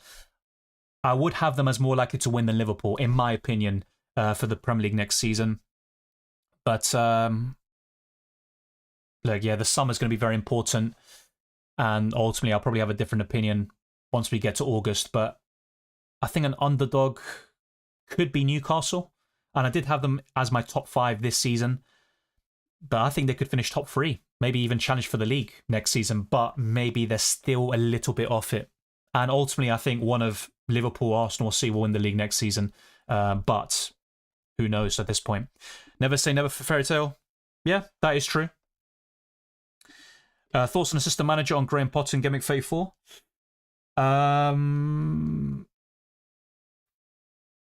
Yeah, Graham Potter's been decent overall. I know the last week or 2 has been a bit disappointing, but yeah, Potter. Brighton away. I'm not too sure. They're facing his former club. I'd possibly consider making a transfer there. I mean, look, for Danny, yeah, Arsenal don't have a Champions League yet, but I think they will one day. And there is a misconception about Arsenal having no European trophies. That isn't true. You can obviously do some basic research. As for Spurs, I mean, look, Europa League's a Europa League, right? But I did say this at the beginning of the season. Spurs have a chance of winning it because for the first time ever, you have no Champions League teams dropping out and going into the Europa League. So I think the quality is definitely much lower. So the likes of Spurs and United, whilst they are terrible in the league, they still have a great chance of winning some silverware there. So let's go for some last few questions and comments. Surprisingly, a lot of chat about Europa League and Conference League. Who cares about those bloody competitions? Not me. Manchester United beat Bodo Glimt 3-2 in the league phase. Yeah, that is true. I do think United, they are the biggest club by far that are left in the Europa League, but they are ultimately a cup team. Yeah, Jason, imagine that. They finish 17th and win Europa League. I mean, ultimately, I mean, I don't know what else to say about that. It goes to show that the quality of the Europa League is quite poor. Khalib says if Dwight York still played for Man U, they wouldn't be where they are now. Oh, yeah. I mean, I think if they had a clinical striker, they'd definitely have more wins on their belt, more goals scored. Could they be top half with a striker of that quality? Yeah, possibly. Because if you look at the gap between 8th to 17th, it's pretty minimal, you could say, overall. But I still think there are better teams than United, even with a prolific goal scorer up front. Sophia says, I'm not cutting out Bodo Glimt. They play on artificial turf, and they beat Lazio and Roma at home. Spurs need to take a +2 goal lead to Norway. They could easily lose away. Yeah, I mean, it is Spurs after all, but they still have far more quality. And I don't know, I just looked at it from the beginning of the season, and I just thought Spurs and United could go far. And that's why I marked both of them as kind of like front runners for the Europa League. But Bilbao doing better than expected, and Bodo Glimt, I never would have, anticipated them in a quarterfinal, let alone in the final four. Is Isak a must on the free hit? I'd say so. I mean, I don't like saying players are essential, but he is up there. Have a good evening. Take care. Likewise, Adil. Oh, I meant British internet. Yeah, that is true. That is true. I mean, mine is obviously capped at a certain level. It's good speeds. I'm happy with it overall, but let me not jinx it. I don't want to crash out of the stream. But yeah, it was hotel Wi-Fi, it was public and all that yada yada yada business, and it's just really quick. Bowen or Diaz for Blank Gameweek 34 and beyond? I like Diaz a lot for Blank Gameweek 34 specifically, but because you said and beyond, I'm going to lean towards Bowen. Other reason was going to do Diaz is because Wolves and Saints, but also I've realised in 36 now, have Virgil, Sleep and Raya all against each other. Can't bench them against Verbruggen. Bench must play one. Yeah, Ruben Diaz looks pretty reasonable for the next couple of game weeks, and despite Man City's struggles defensively this season, they kept one against Everton, and against Southampton, I think anybody is capable of keeping a clean sheet, but the Saints have been quite frustrating from that perspective. They score a late goal and kind of ruin your dreams of a clean sheet. Hopefully the same happens, I guess, even though I've got Gvardiol. Martinez is going to be the only decent use of your fantasy forward at this rate. Yeah, pretty much. Doué. Thuram as well, I think, is an injury concern. So it's looking quite grim, strikers. I mean, if Kai Havertz was available, he would have been a very decent option, actually. He scored against PSG earlier this season. But the semi-finals will come a little bit too early. But if Arsenal were to reach that final, who says no to a Champions League winning goal? He's done it before. Twisted Park, he says, going to go for a few differentials next week because it's getting a little predictable and stale. Yeah, I think so. FPL is quite boring, I think, in the last couple of weeks, despite the variance and chip strategy, which I will give it. In terms of like the picks themselves, I think a lot of us have gravitated towards the same players and teams. Thank you, Brett. I appreciate the kind words. And Ahmed says, thanks so much again, mate. Don't let these amazing reaction streams, therapy sessions not happen again. See you soon. I'll try my best. Whenever I'm able to, I'll do a reaction stream. And if people want to see it, I'm here. I'll snap your hand off for Conference Europa. Yeah, look, once again, if Arsenal were in those competitions and they were in Europa, I want to win them. And, losing a final or whatever is still painful, or a semi-final. But yeah, I mean, I want to say envious, but I just look back at it and think Arsenal were crap, between 2018 and 2021. But they faced Chelsea in Europa League final, and they faced Atletico in a semi-final in that time frame. So yeah, you've got to beat the best to win the competition. I just look at the Final Four now, and it looks very poor. I'm just being honest. Don't wish bad on my Chelsea already being Maresca real bad. No, obviously, we all have our own clubs, our own biases. And I had some Chelsea fans in this chat chatting absolute nonsense, but there you go. I don't think a Man United fan has ever won FPL. I wasn't aware of that. That's quite surprising. Yeah, so the first half is where I do well, but not the second half of the season. Tips to improve. Well, I'd have to see like what sort of transfers you've been making every single week to have like a good idea of where things have kind of gone wrong. But if you kind of got to a stage where you start making a lot of transfers, then I think maybe kind of a very basic advice is try to be patient and give your players time. Try not to overcommit and take multiple hits and basically leave yourself short. Especially this season where we have the ability to store 5 free transfers. I think it's a very powerful tool to sometimes just roll and then have 4 or 5 free transfers and basically activate like a mini wildcard in certain key parts of the season. So that could be one piece of advice, but without knowing the context of your squad and what you were doing every single week, it's hard for me to say, in my opinion. And Chelsea wins trophies in the second season. Yeah, but if they don't win it this year, then he can no longer say that, and he will be sacked. Liverpool are going to need to freshen up the squad this year, and Arsenal will be strong. Yeah, I mean, Arsenal also need a bit of luck with injuries and stuff like that, and hopefully they do. They had a bit of it last season, but people do forget. Timber had an ACL in the first game against Forest, ACL injury. Odegaard missed, 1 or 2 months last season, so it wasn't like plain sailing. But this season is another level. I do believe Arsenal have the most injuries, and Liverpool are either bottom or second bottom, but look, they're top of the league. Who gives a crap? They have been the best. They deserve to win the league. I do feel next season, though, they will not drop off necessarily, but I don't think at the moment they will win the league. Let's see how that ages. When would it be a good game week for bench boost? Game week 36, I think, for the most part. Potter versus Brighton, shame on you. Yeah, I'm not really too keen on that, but both teams are so difficult to predict. Europa League is still a trophy. Oh, of course, and don't get me wrong, Europa League is, I'd rank it higher than Carabao and also Conference League, there's no doubt about it. And people would rank it above FA Cup, which I completely get. But the way I look at it is the Europa League is a second-rate European competition. And the FA Cup has a lot of history. It's the oldest cup competition in the world. So I personally, and I know Arsenal have a great history there, so that plays a part, I do rank the FA Cup higher than Europa League. I think what would give the Europa League the edge for a lot of people is the Champions League qualification. So I completely get that. But yeah, Europa League is still an important trophy, don't get me wrong. I just feel this year the quality is very low. I think we can still win Europa. Amram's decision-making is questionable, though. Yeah, I think so too, but then when you've got Højlund up front, it is difficult, isn't it? That Xerxes injury, as bad as he's been at times, it's still a blow. Europa League was somehow so much stronger last year. We had Ajax, AEK Athens, Marseille and Roma, etc. Spurs and United, much easier fixtures. Exactly that, and you've had Atletico and Chelsea win it in recent years. I mean, some pretty good winners, actually. Not going to captain Isak because everyone will. Fair enough, maybe Salah. Even though he's fairly template too. Is there any way you can gather information on picks for 34? Start an expert series?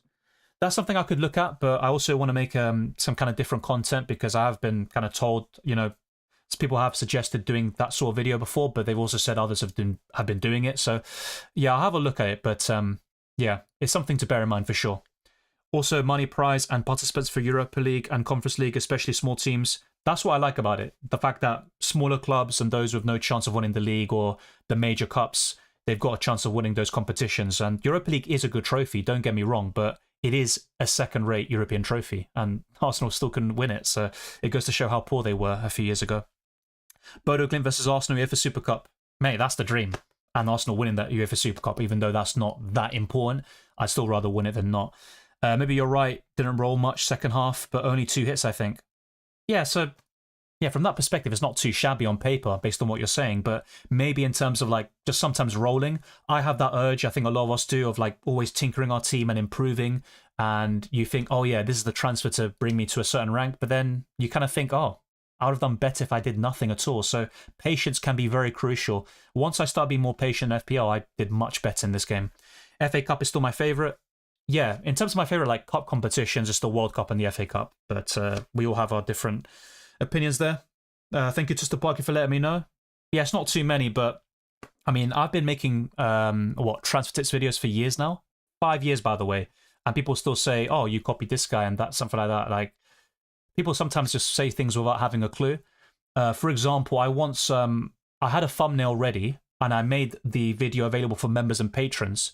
So I did it days in advance. It was all there for people to see.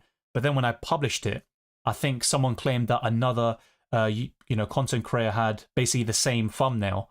And I was like, well, mate, I don't look at other people's thumbnails and just copy them word for word. I mean, I just do my own thing. I try to vary my thumbnails and stuff like that and go for the kind of like most popular picks and those that will have people's attention. So it is a funny world we live in.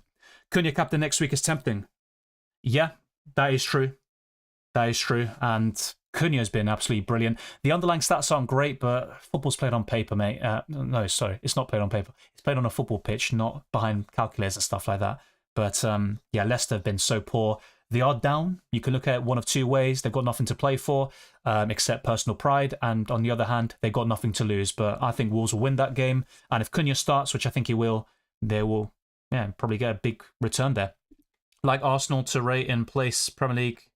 I'm guessing you're saying second place in 3 seasons in a row. Well, the last time they did that was 1999 to 2001. Then they won the double next year. So let's go. Champions League as well this year, yeah? Nice. Screw what others say. Thank you very much, Twisted Parky. I get why some people feel that way, and it does seem like a lot of FPL content is similar. Don't get me wrong. But, like, you can't... The thing is, like, I've made those transfer tips videos for like 5 years. It's not like I made it 1 year ago and I just looked at someone else's video and then just copied the format, you know, basically every single thing. I've also made some modifications and, you know, included 1 week punts, for example. And I'm pretty sure no one does 11 players to buy, hold, sell, and skip, and, you know, that sort of thing. But there you go. 7th gets Europa League right? Yeah, as far as I'm aware. Twisted Parky says, Cunha and Salah are my captains, but Cunha likes collecting cards. Oh, yeah, Cunha and his suspensions. He does have a bit of an attitude about him, right? But quality player, and I'm sure he'll get a move in the summer. But in FPL, he's been brilliant. Another good signing of mine early in the season, but he was quite frustrating the last time I bought him with that suspension and costing me for Blank Gameweek 29. But thank you, everyone. It has been a blast talking to you for the past couple of hours. It has been almost 2 hours. We are getting to that stage now. I will have dinner very soon. Yeah, Mitchie, I will be covering a best free hit team very soon. There will be a specific video on that, and my team selection will cover an updated version if needed, because I've activated the chip already. Just the Parky says the content is going to be similar. They are freaking idiots. Plus, you can't copyright. Some people will blind me. Yeah, it's been a while. I'm not going to lie, since I've watched FPL content. Like, when I first started off, like, I saw the kind of OGs, but I haven't watched for years, and I've tried to do my own thing and not look at other people's decisions, captaincy options, and transfers, and try not to be influenced by it. But maybe I've gone for the kind of simple move sometimes and limited myself from that perspective. So hopefully I actually make some bolder calls in the future. I've made a few this season, but maybe not enough. Thank you, Sophia, and happy Easter to you as well. The same goes to everyone watching. Yeah, Cunha will be right up there my captaincy list. I'm fairly sure he'll be top 5 at the least, maybe even top 3. Wait, so I mean Arsenal second place 3 seasons in a row, like Europa League is a second-rate competition. I'm not sure what you mean there, I'm not going to lie, but yeah, look, don't get me wrong, would I rather win a Europa League or finish second? Yeah, I'd rather win a Europa League, but I also think it's about the long-term process, and I'd much rather be in Arsenal's position than, let's say, Man United, even though they've won some trophies recently. Hassan says, when's the next live or videos happening? Well, if you go on my channel, you'll see I upload at a very consistent rate. And whilst I can't make any promises, the plan is to make some videos in the next couple of days. So either a transfer tips or best free hit team in the next, 2 or 3 days. And yeah, have everything you need to know, basically, with the team selection and maybe other videos. Some people have mentioned a best wildcard squad, for example. And the next live stream will be next Saturday, and it will be a kind of normal one with an early kickoff at 12:30 p.m. UK time. So from 9 to 11 a.m. I'll be here. That is the plan. Thank you, Sophia. And as he says, like the video if you haven't done so already. And thank you, Beardy. Always a pleasure to see you two here. Just the Parky says, I watch bits and bobs of all careers. You are up there. Screw them. You're my top deadline streamer as well. You work so much harder to answer everyone's questions. Thank you very much. It's kind of you. I do appreciate that it's very difficult to answer questions at times, and some people actually claim that I deliberately ignore them. I mean, you can't please everyone, but I try my best to answer everyone's questions to the best of my ability, and I'm not a robot, and I try to give detailed answers at times. So when that happens, the chat just keeps on going up, and I'm not able to read every single one of them, but the aim is to go for as many as possible. Thank you very much. Just the Bucky also says, some only answer ones that pay for the question. Some people not in a position to do this every week. Yeah, I get that. And in UCL Fantasy, for example, the chat is even busier. So I do get more complaints there. It's natural. Everyone has their own opinions. But yeah, I try to, have the chat go in a smooth way as much as I can. Thank you as well to Keith, a legend of the channel. Trying to be as good as Dylan at deadlines. Great stream. That's debatable because I make some bad calls in deadline streams. I'm better at giving advice than actually taking my own advice and doing well in FPL. So why am I here? I don't know. Maybe you take my place or someone else does, and we're all going to be much happier. But thank you very much. It's always a pleasure talking to you, Keith, Beardy, Twisted Parky, and Safir. Would you rather Arsenal win the double or Argentina wins another World Cup with the GOAT? Okay, but a double, I mean, don't get me wrong, I'm starving for Arsenal trophies. I'm not going to lie to you. And I love the FA Cup, the Premier League as well, as a trophy. But I'm probably going to say another World Cup. One step closer to the record. Match Germany and Italy. Another trophy to extend, being the most successful national team. But yeah, if you said Arsenal Champions League, then I'd maybe say Arsenal Champions League because I just saw Argentina win a World Cup, but why not both? That'd be my answer. Thank you, Safir. Deadlines with Dylan is never unexciting. Thank you. I mean, I do make late changes, don't I? Which does keep things quite fresh. I do have this kind of tendency to basically be absorbed in the questions, show you different graphics and, you know, show off a little bit. And then I'm like, oh, I need to make my team. And then things go tits up. Yeah, GeoTip, don't worry. There will be a best free team video headed your way very soon. Probably by Tuesday, there will be one. And I'll be uploading a team selection podcast where I've activated the free hit. So that is heading your way. Thank you to Stapaki. The Dylan army is behind you. There is no army, just people with pitchforks, you know, just complaining about my advice and stuff like that. Thank you, Ahmed, as well. Miles better than so many others, and I follow 3 others besides you, but you're different, and that's why I'm a member this year. Honestly, thank you very much. That's all I can say for your support to the channel, and hopefully you have vented and you can look forward to the rest of Double Gameweek 33, which is quite difficult considering the sort of week it has been for a lot of us. No, don't worry. Twister Parky, I understood what you were saying, and autocorrect can be a bit of a, well, how should I say it? A bit of a hindrance. Thank you, Safir. W, as you say. Ahmed says from knowledge, caring about your followers, and then doing UCO as well. Thank you very much, Ahmed. Very kind of you as well. But of course, there is a but in there. Although you're an Arsenal fan, I get that. Yeah, if I supported Chelsea and I saw someone with the Arsenal flag in most of these videos, you'd be like, ugh, brother, what's that? What's that, brother?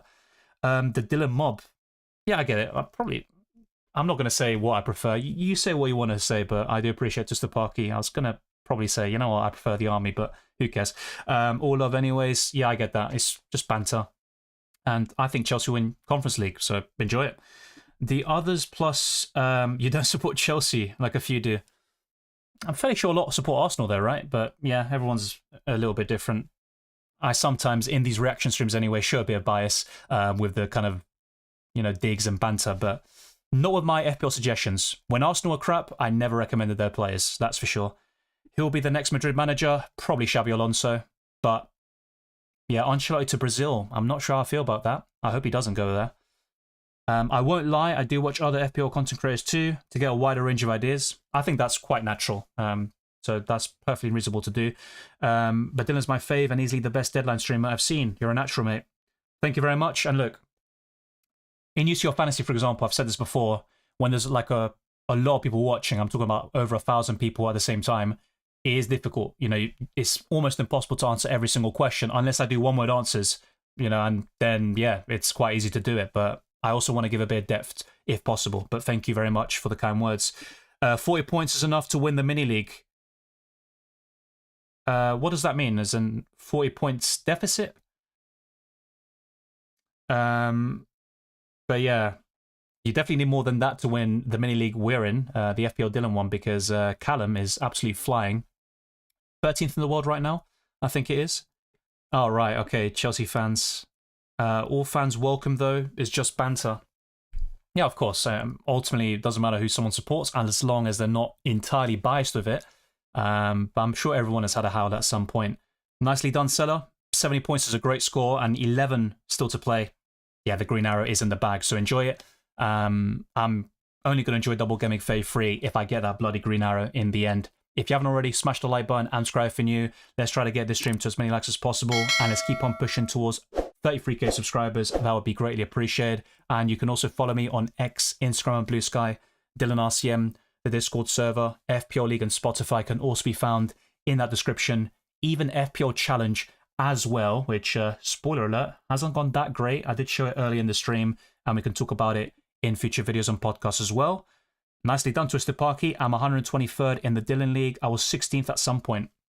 That's impressive. I was never that high this season. It hasn't been a great campaign for me, but yeah, that's still pretty impressive, Twisted Parky, and hopefully you can push on to the top 100 at least, and also finish off the season in style, getting to a very good rank. The same goes to everyone else watching. I hope you found some value and insight in this stream, and there will be more videos headed your way. The plan is to do a team selection where I have activated the free hit, and there will be a separate video discussing that chip with the best 15-man squad. But remember, it's one gimmick only, and it's all about your starting 11. And if you want to see a best wildcard team video, let me know down in the comment section below. The same goes for the transfer tips. And UCL Fantasy does return very soon. Not this week, but the one after. And there will be a team selection there, a best team covering the Limitless and wildcard chips, and also a deadline stream. Take care, enjoy the football. Hopefully Double Gameweek 33 ends very strongly, and I'll see you next Saturday for another deadline stream.